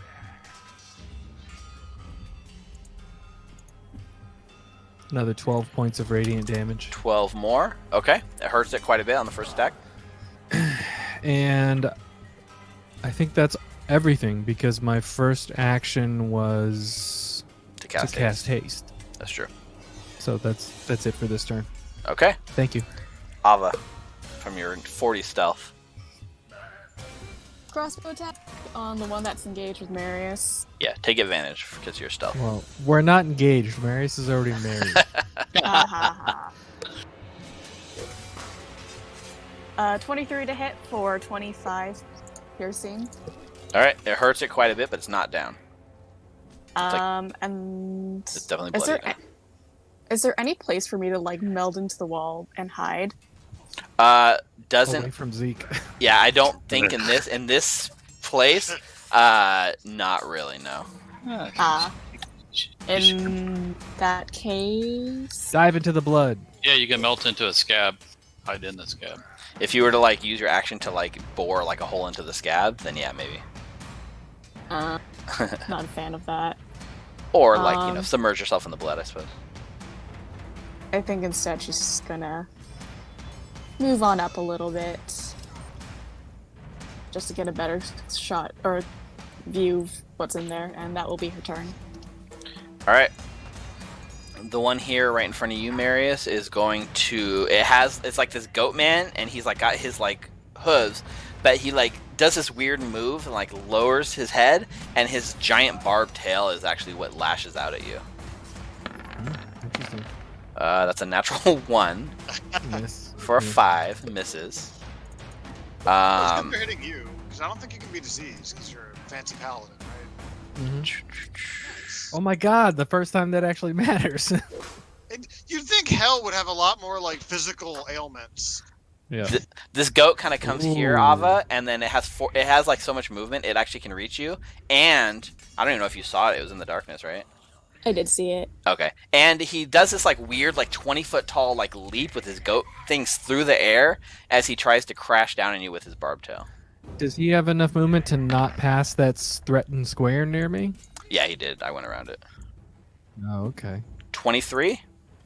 23 does hit. Yeah, he has 40 feet of movement, so he had plenty to go around. And he con jumped save? 20 feet over the air, so he cleared your Oh. reach just by jumping over the top Right. of you. Yep, good for him. Okay, so Con save. 10 damage and then make a con save, yeah. 21. No problem. I don't even know.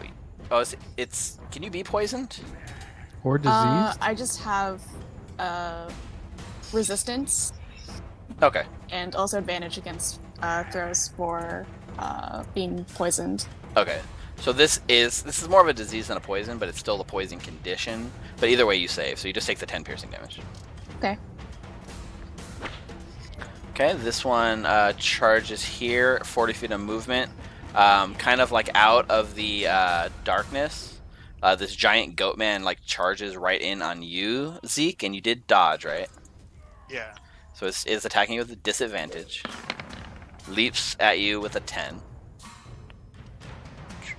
That misses.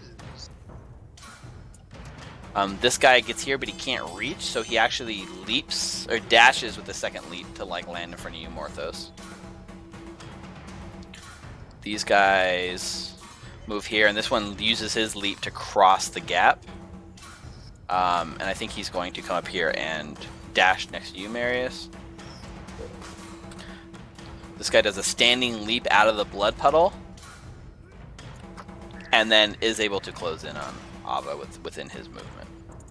These guys are like leaping like crazy. They're goats. 14, Ava, Is- and that's their turn. You watch as Lulu like sees like all of her friends like starting to get like in trouble, and she begins like saying like I can help my friends, and she like begins to glow with like a bright energy, and you Hell feel yeah.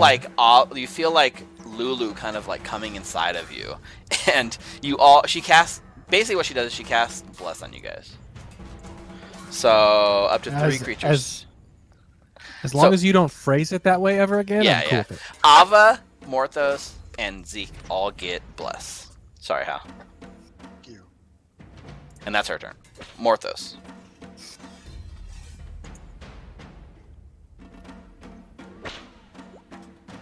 Phrase. I'm going to the one right in front of me. I'm going to cast Blythe. Jeez, okay. Is that a ranged spell attack? Yeah, what is Blight? Is it touch spell, range spell That's attack. safe. It's just a con save. Nice. Okay. Good call. So Good it has call. to make a Eight? con What? saving throw. Yeah, Blight is crazy Oh, strong. It's 98 because it's 5th level. What? He gets a Yes. What is that? And takes 45 points of necrotic damage. Shit. Our boy is leveled up. I'm so proud of one of my husbands. He doesn't. How dare you? He doesn't seem You're to sleeping in resist the it doghouse tonight. at all, Dorian. and he takes the full 45 points of necrotic damage. He's not dead, but he's severely hurt. You watch as he like withers away. Marius is couched between two goat demons, and he goes, "We already sleep in the doghouse, Zeke." Alma gives her husband number 2 a thumbs up. If I could see you, I would give you eyes right now, Marius. Anything else, Morthos? No, I'm gonna hold my ground. All right, Hal.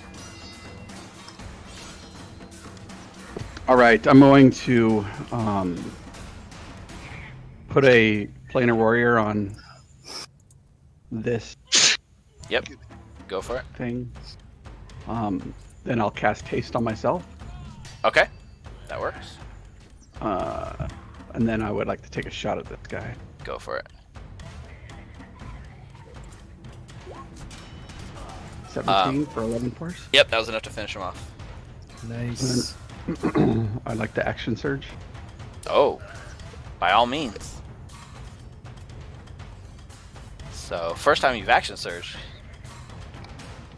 Yep. And I will shoot this guy 3 times. Go for it. Get him. That was your third action this turn. That's crazy. Action surge and haste is pretty wild. Yeah, 30 hits. Hear the pain in Steve's voice. 8 hits. Or sorry, 26 hits for 8. 23 hits for 10 more. The 3 shots like riddle into this thing, and he's instantly bloodied. You're just moving incredibly fast at this point. Good job, not husband. Like Hal and I, we sound normal to each other, but to everyone else, we sound super like chipmunks. We're talking so fast. Just zipping through the whole cavern. I'll move over there. Yeah. It's my turn. Okay. Zeke. It's an interesting point, like, you know, Avi, you were asking, is there's any way to hide in here? Like, not particularly, but, like, you're not really sure what these creatures' visions are, but, like, where Hal is, like, he's kind of disappeared into the shadows, right? So, a lot of you can't even see him anymore, but, like, he's got a great view on everyone thanks to the light. So, there are ways to hide in the shadows, theoretically. Anyways, Zeke. I'd like to cast Spiritual Web Okay. right here, behind, so that way it's flanking with me, this goat thing that's attacking me. Okay. And I rolled an at 1, but that's fine, it's there now. Isn't it like a crab statue or something? What is your spiritual weapon? Well, it's a crab statue now. It's an Oscar, but instead of like a man, it's a crab. And no one is surprised. Wait, because it's flanking, does that count for advantage? It doesn't actually threaten, so sorry, no. That's fair. I'm gonna dodge, because that was a bonus action and I'm scared. Yeah. Okay, so you take the dodge. Go ahead and make your attack. Oh, he cast. That was it. the Oh, I attack. didn't see it. The natural one. I didn't even see it. I had Was the... the... I mean, wait, if you want another one? No, that's Nope, fine. sorry. That's why you were begging for advantage. Got it. Okay, Marius. 26 for 7. Yep. That's this one that you were attacking before? Yep. Dead. All right, and now Marius just calmly, but super quickly, walks away from the one that he's in melee with. Okay. That is an op attack. 13. Miss. Like, it attacks where you were, and, like, you look back from where you are before it even, like, strikes, right? Yep. 2 more attacks on this one. Alright, take advantage. Flanking with Ava. Ooh. 23 hits, 15 hits.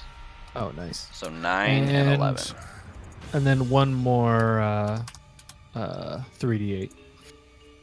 another level 1. Yeah, for another 18 points of radiant. Okay. Bloodied.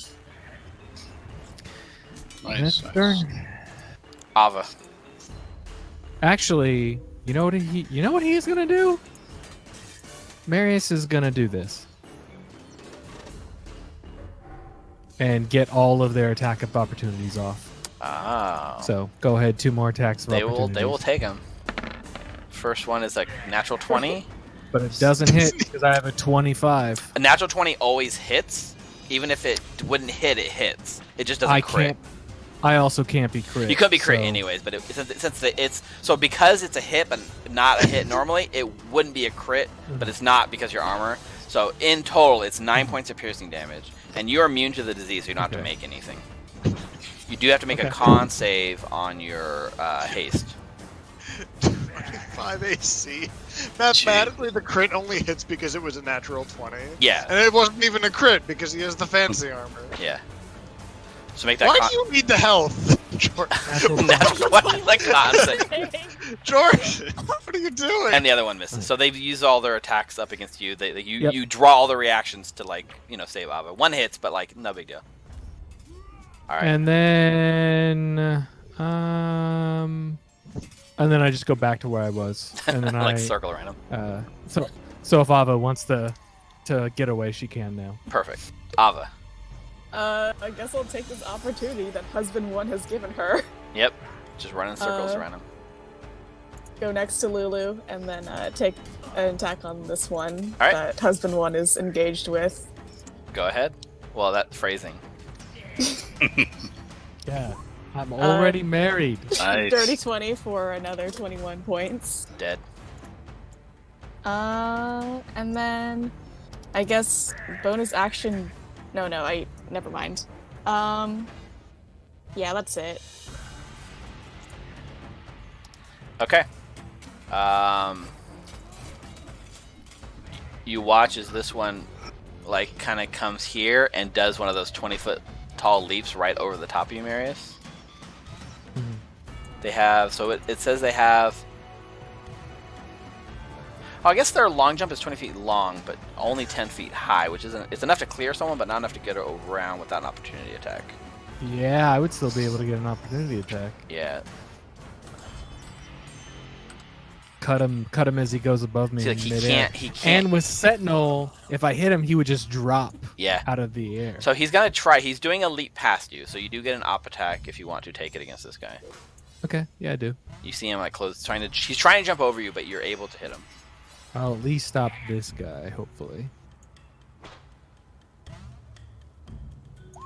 17 for 15 damage. Yeah, so he leaps up in the air, and you see him coming, and you bring your sword in the air, and you basically skewer him in midair and drive him back down to the ground, so he can't get to where he's trying to go.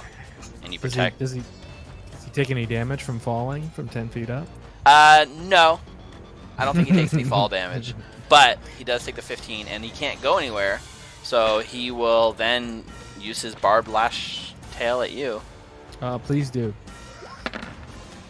Miss. 17 misses. I just know it's a miss now because only with a crit will you hit me, so I can see in the damage area it'll say plus. Before we see the results, yeah.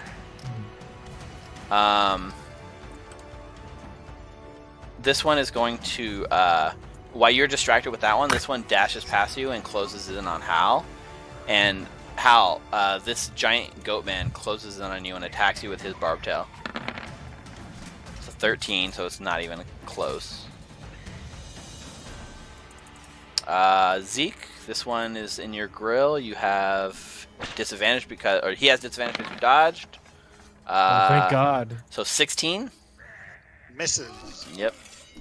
And the only one still to go is this one, who leaps through the air, and you actually watch as you're kind of worried about where he's gonna land. He actually lands right next to Lulu, and he lashes out at Lulu with his barbed tail. Oh hell no! Oh. 13, which is not enough because Lulu zips out of the way. Beautiful. And Lulu gets her turn. Oh, also don't forget, you guys were all blessed, but not that anyone needed it. Lulu is going to tusk attack this guy. but she misses. Morthos. All right, I'm gonna move. I'm gonna move right there. All right, that does trigger an opportunity attack as you walk past that one. 12 misses. Yep. Okay, so you get out there, no problem. All right, so one right in front of Zeke. Maliki. Yeah, my 29 God. hits for 12 Beautiful. damage. What happens at level 11 to the dice rolls in roll 20? I mean, proficiency bonuses went up and stuff, Yep. right? Maybe not. Maybe that was like 10. I don't know. Yeah, he's still up. All right, take my second attack against him. Maliki. Dead. Maliki is on Beautiful. fire with me today. All right, I'm going to take my third attack on the one in front of Lulu. Okay. Maliki. Come on, Maliki. 18, you reach out, you do it, you blast this perfect blast, and you watch as it dissipates as it gets close to Lulu. Oh, that's right. Jesus, I totally You gotta forgot. remember. Yeah. I know. Yeah. Morthos, As soon you as I need to did remember it. that. Yep. All right. That's my turn. All right, Hal. I was trying to help her. No, your head's in the right place. Yeah, I just totally forgot. You're feeling so good, you're like, yeah! Yeah, I'm like, Aw. I'm gonna. He's like, God damn it. Yeah, it hits that 10-foot sphere on Lulu and just goes away. I'm gonna shoot at him point blank. Just Go three for it. times. Just That's right in his amazing. face. Bam.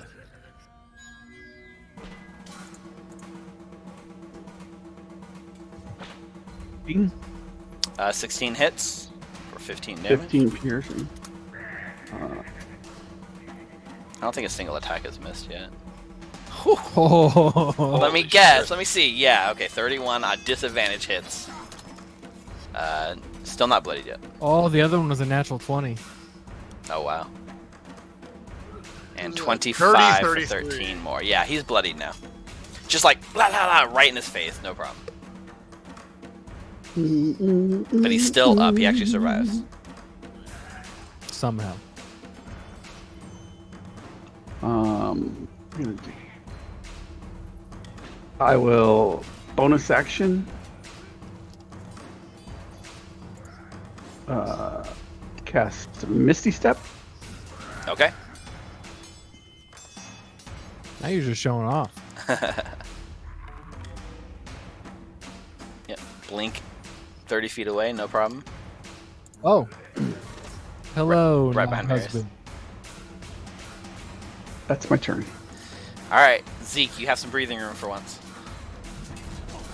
All right. So, spiritual weapon. As a bonus action, I can move the thing 20 feet. Yep. And attack. So we're gonna do that. Can I retcon that, Steve, and use my ethereal step? Sure. Thank you. Yeah. So you move your spiritual weapon, and as it moves into that sphere, it fizzles out of existence. Everyone's forgetting about the magic neutralizing field. I didn't know it was exactly 10 feet and not 15. But yeah, I did forget about it. So you Okay. send it into attack, and Spycraft. as it moves in, like you can still feel it there, but like it doesn't, like you have no way to control it here. It's like it's already spiritual, but now it's like double spiritual. You can see it just like in the sphere, but it's unable to do anything. It's not like your spell goes away; you just can't use it in that area. Okay. That case, I'm just gonna sacred flame Wait. the stupid goat. Wait, don't you still have Wait. movement with it? I'm assuming I can't. But Well, I can it No, was he said 5, it's- 10, 15. You have 5 He more said turns. it's Yeah. still there. Yeah. Move So up, could I move it move up it here. just 5 feet back? Okay. Or you can move it up to the one in melee with Marius and attack that one. Marius is fine. I want to help Lulu. Oh. Yeah, it's still there. It's just still unable to do there. Yeah. Wait, so it's unable to at this square. It's unable to do anything. This square is still within 10 feet Look, of Lulu, look, so it's still the Oh, within I see. protection. Okay. The range of So Lulu's then thing is could 10 feet. I forgot that 2 up and 1 to the side is 10. I could So- put her aura on so you can see it, but I like it better that you can't because then it's funnier. Yeah, then we forget. Can I move it up here instead of the goat? Yes. Because I didn't know how math works. Thank you. Okay. Yeah, and it It's reappears as it leaves the 10-foot radius around Lulu. It does come back into existence. It like goes in and out a few times Yep. because it's a crab. It's too late for math, so no one blames All you. right, go ahead and make that attack. I don't know if there's an easy way to do this. Whatever, just plus 10. I'm realizing on my stream overlay that Lulu blocks all the numbers, so I gotta move her. 14 to hit. 14 hits indeed. Oh, wow. Okay. D8 plus 5. I'm just doing this because I don't know how to do that without Alright. you using a spell slot every time. 9 points of damage. I'm blazing. And you still that was your bonus action. Very cool. Very cool. In that case, I'm gonna go 1, 2, 3. All right, there's nothing super close to me. I will. Can't Sacred Flame that thing. I don't have a weapon. I'm gonna Sacred Flame this one that I just hit. Dex save, correct?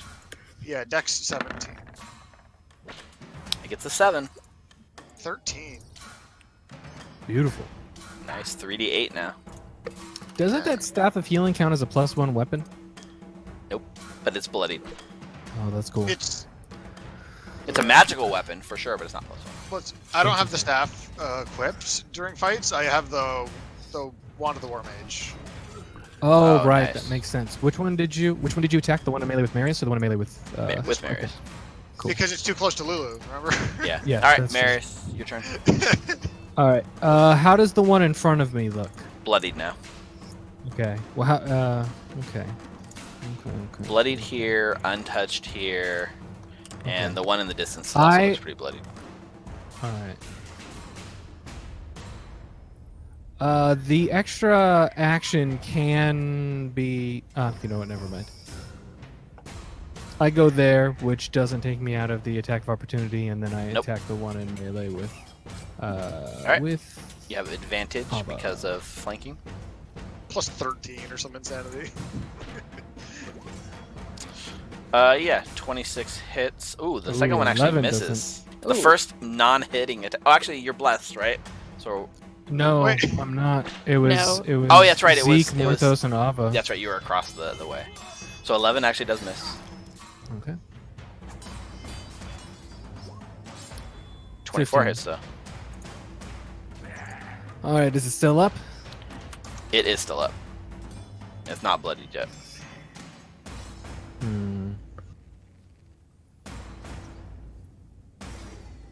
Marius is gonna walk up here and take 2 attacks of opportunity. Is he? Nope and nope. Nope, not a crit. And then he gets back in melee with both creatures, Okay, and that's his turn. Ava.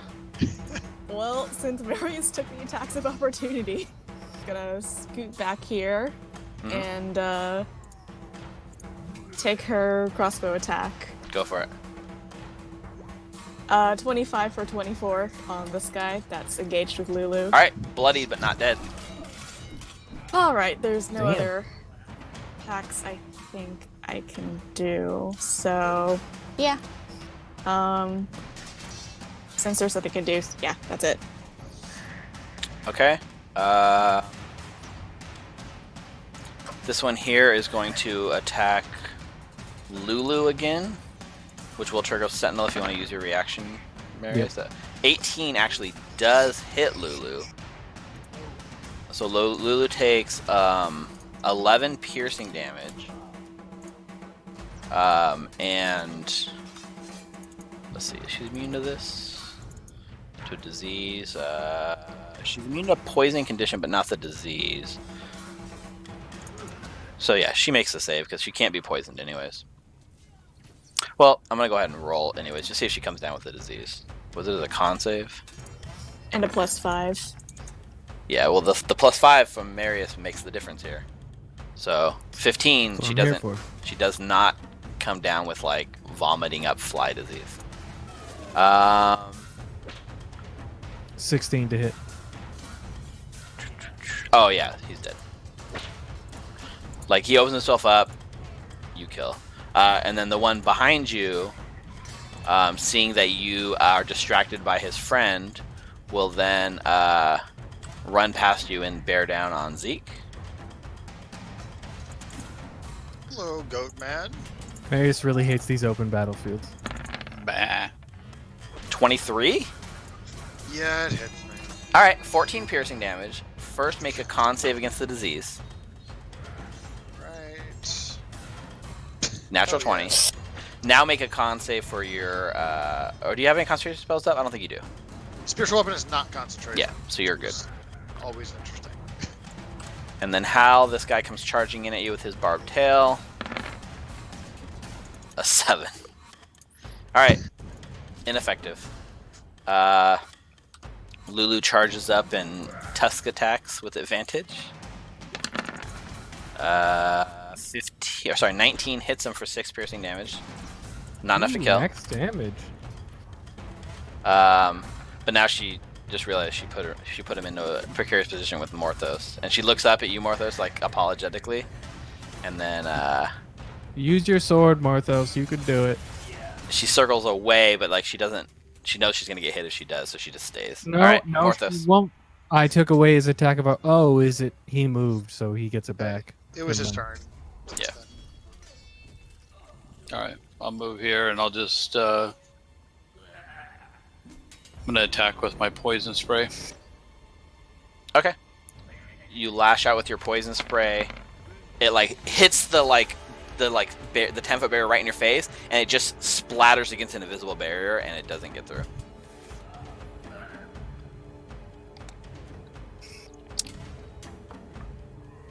All right, Don't I'm you gonna have a move right there. Don't you have a sword, homie? I do.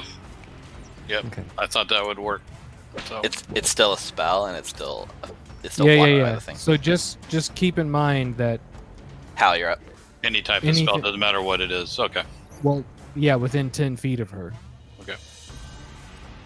Shoot at the guy point blank, but I'm gonna put a planar warrior on him first. So the first one is straight roll. Or no, that's not No, advantage. no, That's just the uh, damage boost. Okay, yeah, go ahead. Yeah.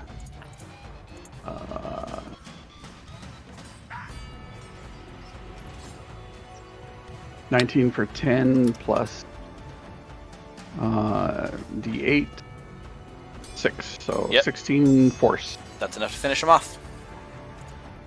Next attack against the one with Zeke. Go ahead.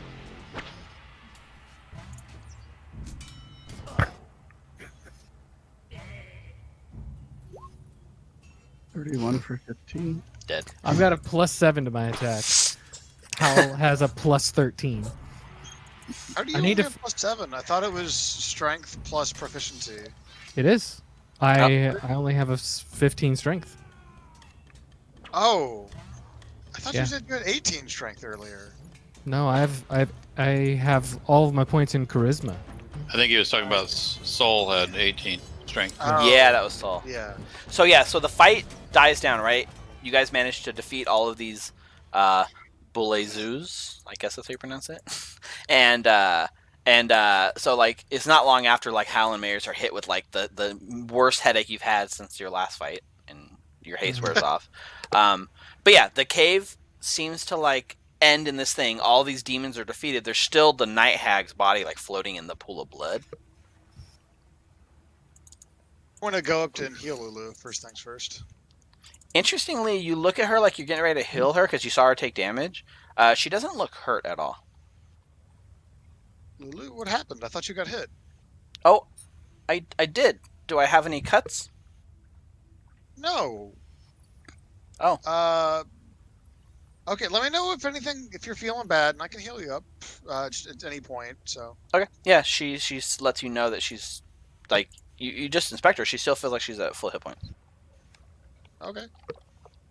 But you all saw Nice. her get hit, but for some reason she seems like she didn't take any damage. Marius heals Ava for 10 points. And then he walks over to Zeke and he heals Zeke for 14 points. Oh, thanks. What do you guys think? Do we want to check that body floating in the blood, or? I'll cut her head off if you want me to, but we're not going to help a hag. No, just see what's on her body, It's see if there's dead. anything.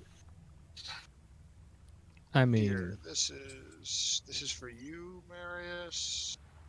Yeah, Oh. that's 10 for you. pops him right back up. Thank you. Bro. Jump in there.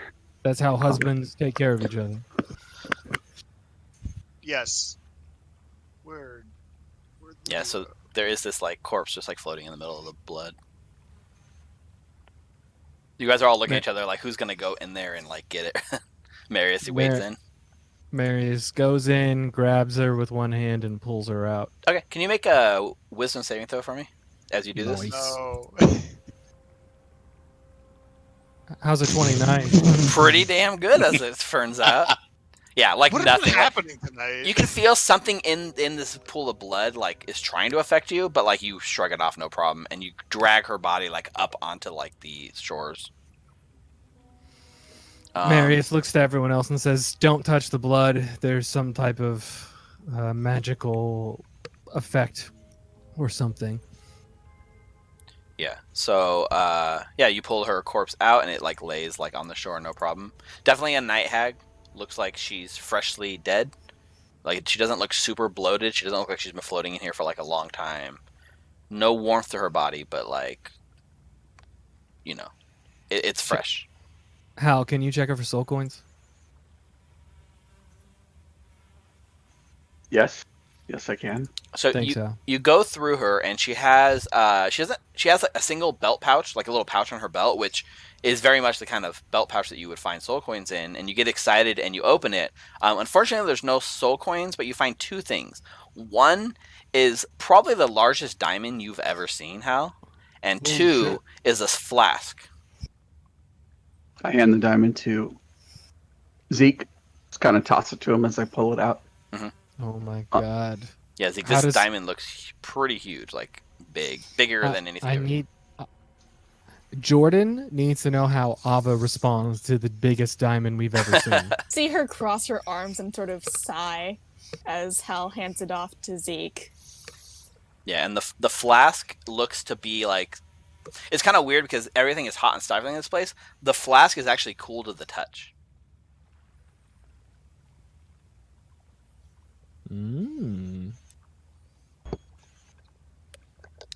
Does it have a top on it? Is it corked or is it? It is. It's like it's got like the screw-on lid. So like you could like so right now it's completely sealed. You could unscrew it if you want. Yeah, I'll unscrew it. Yeah, you unscrew it and like look inside. It actually looks to be like there's no smell to it. It just smells like water. Ooh. Oh, Relentless Avenger. That's true. What's an event? We got hit like twice. Yeah, it feels like it's like an ice cold water. Try it, Hal. You said it's cold. What if it's the only thing that is actually we can actually drink in this place that doesn't taste like ash? I'll pour it in my hand. I can try it. Okay, you pour it into your hand, and as it hits you, you can almost feel it like immediately, kind of like cool to the touch, refreshing. It kind of just creates this nice, cool sensation that's been a while. Probably the last time you felt this was climbing the mountaintop on your way to murder baby dragons, and it's cool and refreshing, which makes you smile. And then you can feel it like seeping into your skin, and then it actually starts to burn a little bit. And I need you to make an intelligence saving throw. Oh no! Oh. You are in Marius's aura, so you do get the bonus from that. +3 instead of a -2. So 17? 15. Oh, 15. Yeah, okay. Yeah. Instantly you watch as like how like his eyes like they don't roll back. Well, no. It's 12 plus my bonus. Yeah, what's your bonus? 4, so 16. Yeah. So Hal, you don't watch as his eyes roll back, but they definitely like glaze over. And Hal like immediately like the like he just stands there with like his jaw's a little like slack as he's just kind of staring off into the distance like something is clearly wrong with Hal. Not husband. Oh, what happened to not husband? Jinxed. He just looks at you, and you see him like looking at you, and like honestly, there seems to be nobody home. Zeke. And that's where we're gonna go to end tonight's session. God. As Hal stands here, jaw look like Marius is like looking like a Zeke, and Hal, whatever this thing is that's inside this flask, seems to have terrible effects on him. And we'll pick up next week to find Damn. out what happened to Hal. Damn, son. That is our cliffhanger moment. So, yeah, we got some Marius- progress, guys. We're in the Scab. We're close to the sword. You know, we may have lost Hal. No big deal. But everything else is going great. Look, how will we survive without his pets without a trace? Okay. Also, I was walking up to be like, here, why don't you let me do it? I can't be poisoned or diseased. Mhm. And then, oh, bad news. Yeah. So, Sure, everything will work out fine. Yep. I'm sure Zeke won't have to burn a greater restoration. It'll be okay. I'm sure Zeke has greater restoration stocked and didn't take it out for ceremony and forgot to replace ceremony Okay. again. No. Here's the thing, Tyler and Zeke. We took a long rest. You could have taken off ceremony at any point. We don't need it anymore. I know. So this whole I excuse forgot- of I forgot No, to take off it's not ceremony. an excuse. I just only remembered that I hadn't changed my spells out when we were like. Okay, but you can now. You can say I forgot to take my spells out, and now you can pick a different one. Well, that's interesting. Can you? We've already gone through multiple combats. You can't go and change your spells out now, right?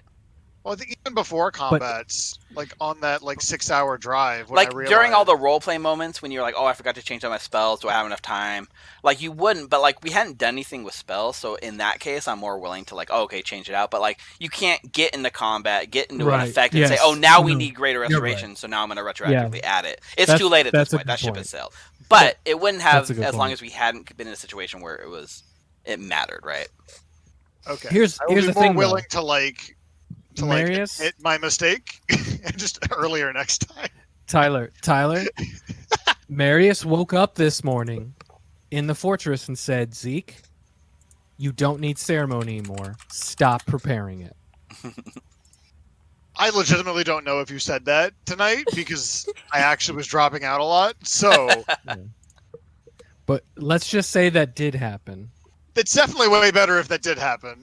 Husband, dear, please don't prepare a ceremony. We're already married. Yeah, Yeah, it's fine. you It's don't fine. need Yeah. ceremony. Well, he's trying to get Hal to join.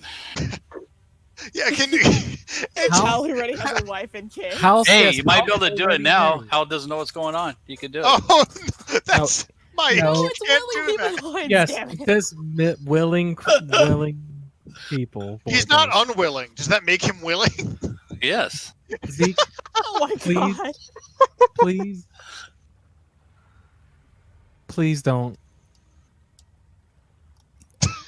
Well, what's the ruling, Steve? Could he have this morning I think it's just picked a different been spell too or late not? at this point because I'm not going to use ceremony. It's not something I might use for something I might use. But You how don't long? even have the components. Yeah.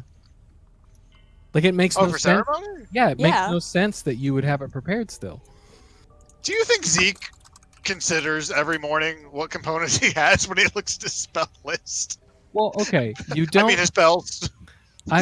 At this point, Marius is just wondering why. Like, all right, the cleric doesn't know religious stuff. He doesn't know components for his spells. Like, what is this cleric actually good at? I really appreciate how everyone kind of dropped the whole "I saw Asmodeus and talked to him last night" bit. No, we just haven't had a chance to talk about it. We are within a literal like breathing and beating Scab, Mhm. fighting goats, and then Hal just went catatonic. So we're more. We had a 6-hour road trip to talk about it. Zeke is just in the corner fiddling his thumbs, like, "Oh, I'm glad no one brought that up." The interesting thing for me is like I don't really keep track of like what spell slot levels and stuff you have, but like does Zeke just run around not normally preparing greater restoration? Yeah. Normally, hey, it's on the short list. I'd be much more like here's the thing. You're saying, hey, I have this level 1 spell and I didn't mean to prepare it, but I want to prepare this level 5 spell in its place now that I know we need it. And I have a hard time reconciling that decision because that's like a world of difference. I was not 100% going to take greater restoration, but I was definitely going to get rid of ceremony. So I don't Right. want to swap it out because it wouldn't be in good faith being like, oh, I always have greater restoration, but I took ceremony once and forgot the next day. Okay, let me It's ask you like- this. Okay, you leveled to level 11, right? Yeah, When you level to level 11, it allows you to add more spells to your prepared list per day, right? I believe so. So what did you pick for that new spell that you could add for the day? Or are Did you you one short of what pick you it? should have Yeah, prepared? did you not I'm pick a not new sure. spell? I Go ahead, You just have Tyler. to look on your. yeah. So I did. I went into the prepared list and I did not take off ceremony, and I like filled up the slots. So that's on me then. So you did change your prepared spell. So we're not talking like, oh, I didn't actually go in and change it. You went in and That's true. changed your spells. That's Right. true. The human being forgot. This isn't a case of like, oh, Right. thematically. Like, no, this is just me forgetting. Yeah, but you did fill that new slot. Yeah. Which in that case, I- I'm ruling that no, you would not have had the chance to What prepare did Greater you- Restoration. What did you fill it with? What spell? I don't. I think it was Holy Weapon.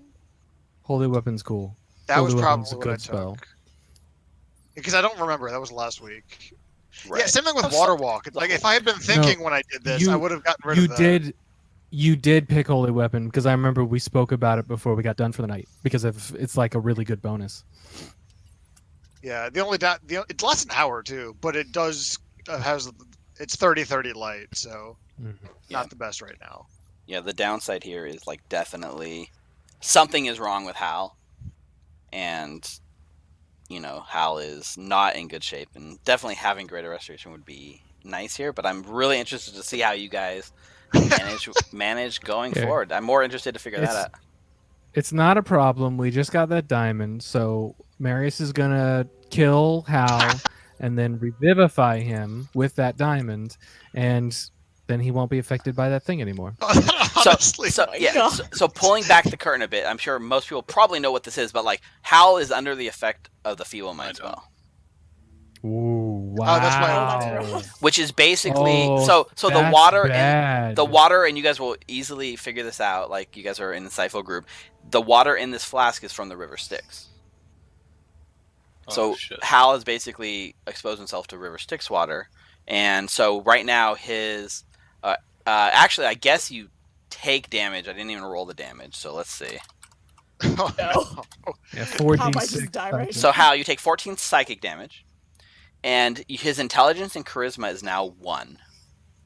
He Mhm. can't cast Not much. spells. He can't activate magic items. He can't understand language or communicate in any intelligible way. However, the And- creature can identify its friends, follow them, and even protect them. And as an upside, Hal, you get to retry your saving throw every 30 days. So he gets to retry that in a month, long after El Terrell has gone into the River Styx. So- he gets to be cured of that, hopefully. Let me read Greater Restoration a little more closely when I can change out my spells. Well, it says in Feeble Mind, this spell can be ended by Greater Restoration, Heal, or Wish. Okay. That's why there's a diamond in that bag. I see. So the Greater good news Restoration is Hal takes can time still to follow you around like a puppy and shoot his no. bow at things and protect his friends. He just can't communicate or use Pass Without a Trace or any sort of spells in the meantime until you are able to take a long rest and get your Greater Restoration prepared. Which Rick, honestly, I'm there's so nothing. sorry, Rick. There's nothing stopping you guys from just leaving and doing that other than the Yeah. time crunch we're under. Yeah. So Very mean. this is rough. But yes, the diamond itself, also I'll just tell you so we don't have to remember. Like, how much is that worth? I don't remember. The diamond's worth 5,000 gold. Holy Shit. shit. Okay, let me write that down in huge diamond. Yeah, huge Well, diamond, 5,000 gold. Which is pretty nice. Other than that, I hope you guys had fun going through everything. We did a lot of roleplay tonight. We got a little bit of combat. We got a lot more scab to crawl through. Tyler, if you add diamond to your character sheet in D&D Beyond, it's worth 5,000. Oh, just diamond by that makes it itself? pretty easy. Mm-hmm. Yes. Okay, sick. Yep. If you just add diamond to your character sheet under Nice. equipment, it automatically sets it to 5,000. So it kind of it's perfectly. Okay. I do love how this module's like, oh, you come in here, you don't have to come this way. You come down this way. You get treasure. What's the treasure? Water from the River Styx. Congratulations. You know, it's like just twisting that knife a bit. What was the save? Intelligence? It's an intelligence DC 20. Holy Wow, shit. that's a rough save. Mm. Like, like Rick rolled a 14. Yeah. With a +3. And Or yeah, It was, +4. a -2 plus the 4, right? So yeah, so he got a 16. so there was a chance. It's just rough. So Whew. I'm excited to watch Rick just still like bow people down. Yeah. Like He's that's going to be unaffected. just as deadly, but he won't be able to cast haste on himself. So Can't cast haste, little can't cast less- pass without a trace. Can he do I'm Planar assuming Warrior? concentration is down for Pass Without a Trace. Planar Warrior is a feature. Is it a spell like ability, Rick? It's a weird No. it's a weird kind of call, right? Can he planar warrior? I mean, it's like second nature to him. Yeah, it could It's be like a muscle breathing. memory. I mean, I'm kind of tempted to just let you still planar warrior because It says specifically protect his friends, and yeah, That's he's how so he can't activate like magic items. He can't cast spells. This isn't a spell, but it kind of is. But it also kind of isn't. This is isn't it It's a like a tough call. racial feature because of who he is? Yeah. It's a racial feature Yeah. or a subclass feature. It's not a spell. yeah, it's a class Spell-like feature. ability. Mm. I'm not sure Interesting. yet. I'm gonna think on it Yeah, yeah. because we are talking about a level 8 spell here. So I'm pretty sure the Yeah. intent of the spell is that it shouldn't be able to do it. But reading exactly as written, it's not a spell, so you should be able to. And at least then Hal can still do his Hal stuff. So I'm leaning And towards communicate. allowing it, but let me think on it. I would also make an argument that he uses his wisdom for all of his stuff, right? So the fact that his intelligence is 1, would that play a role? I mean, but No. he uses wisdom for making spells, so What was your intelligence before 6? he's- Yeah. That's not that Not- much of a not fall. much. It's not too much of a difference. Not much difference. Okay, what is the intelligence of a crab? It's Probably lower more than than 4. Let me bring it up. But higher than 1. yeah. It's 1 for giant crab. The stat It's block. 1. And Yeah. yeah, So you're just as smart as any giant crab that you guys carry with you. Hey. And I can give giant crabs basic commands. Yeah. Like scout over there and come back.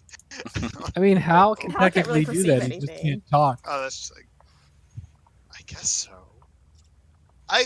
I feel really bad because that's one of the cleric spells that you kind of just should always have, and I goofed, and now you don't get to more or less don't get to play like your character for. A There fair bit are of the there. session. I think You can literally stay here for a day. yeah. The bright side of this is that the if it's gonna happen to a character, it's probably best to happen to Hal because he can still Right. function. Everyone else uses magic, like Yeah. to more of a degree. Ava can than still Hal shoot does. stuff Hmm. That's true. and get sneak attack, and Hal can still shoot bows and hurt people. So yeah. You can Man. totally take the long rest, but again, we're on a time crunch. So if the goal is to save Eltrell, an 8-hour delay could be the difference between success and failure. You guys have no idea no way to know how much time you actually have. I know, you guys don't know, so I like that. Marius takes the flask, closes it, hands it to Ava, and say, "We might need that for when we go to dinner."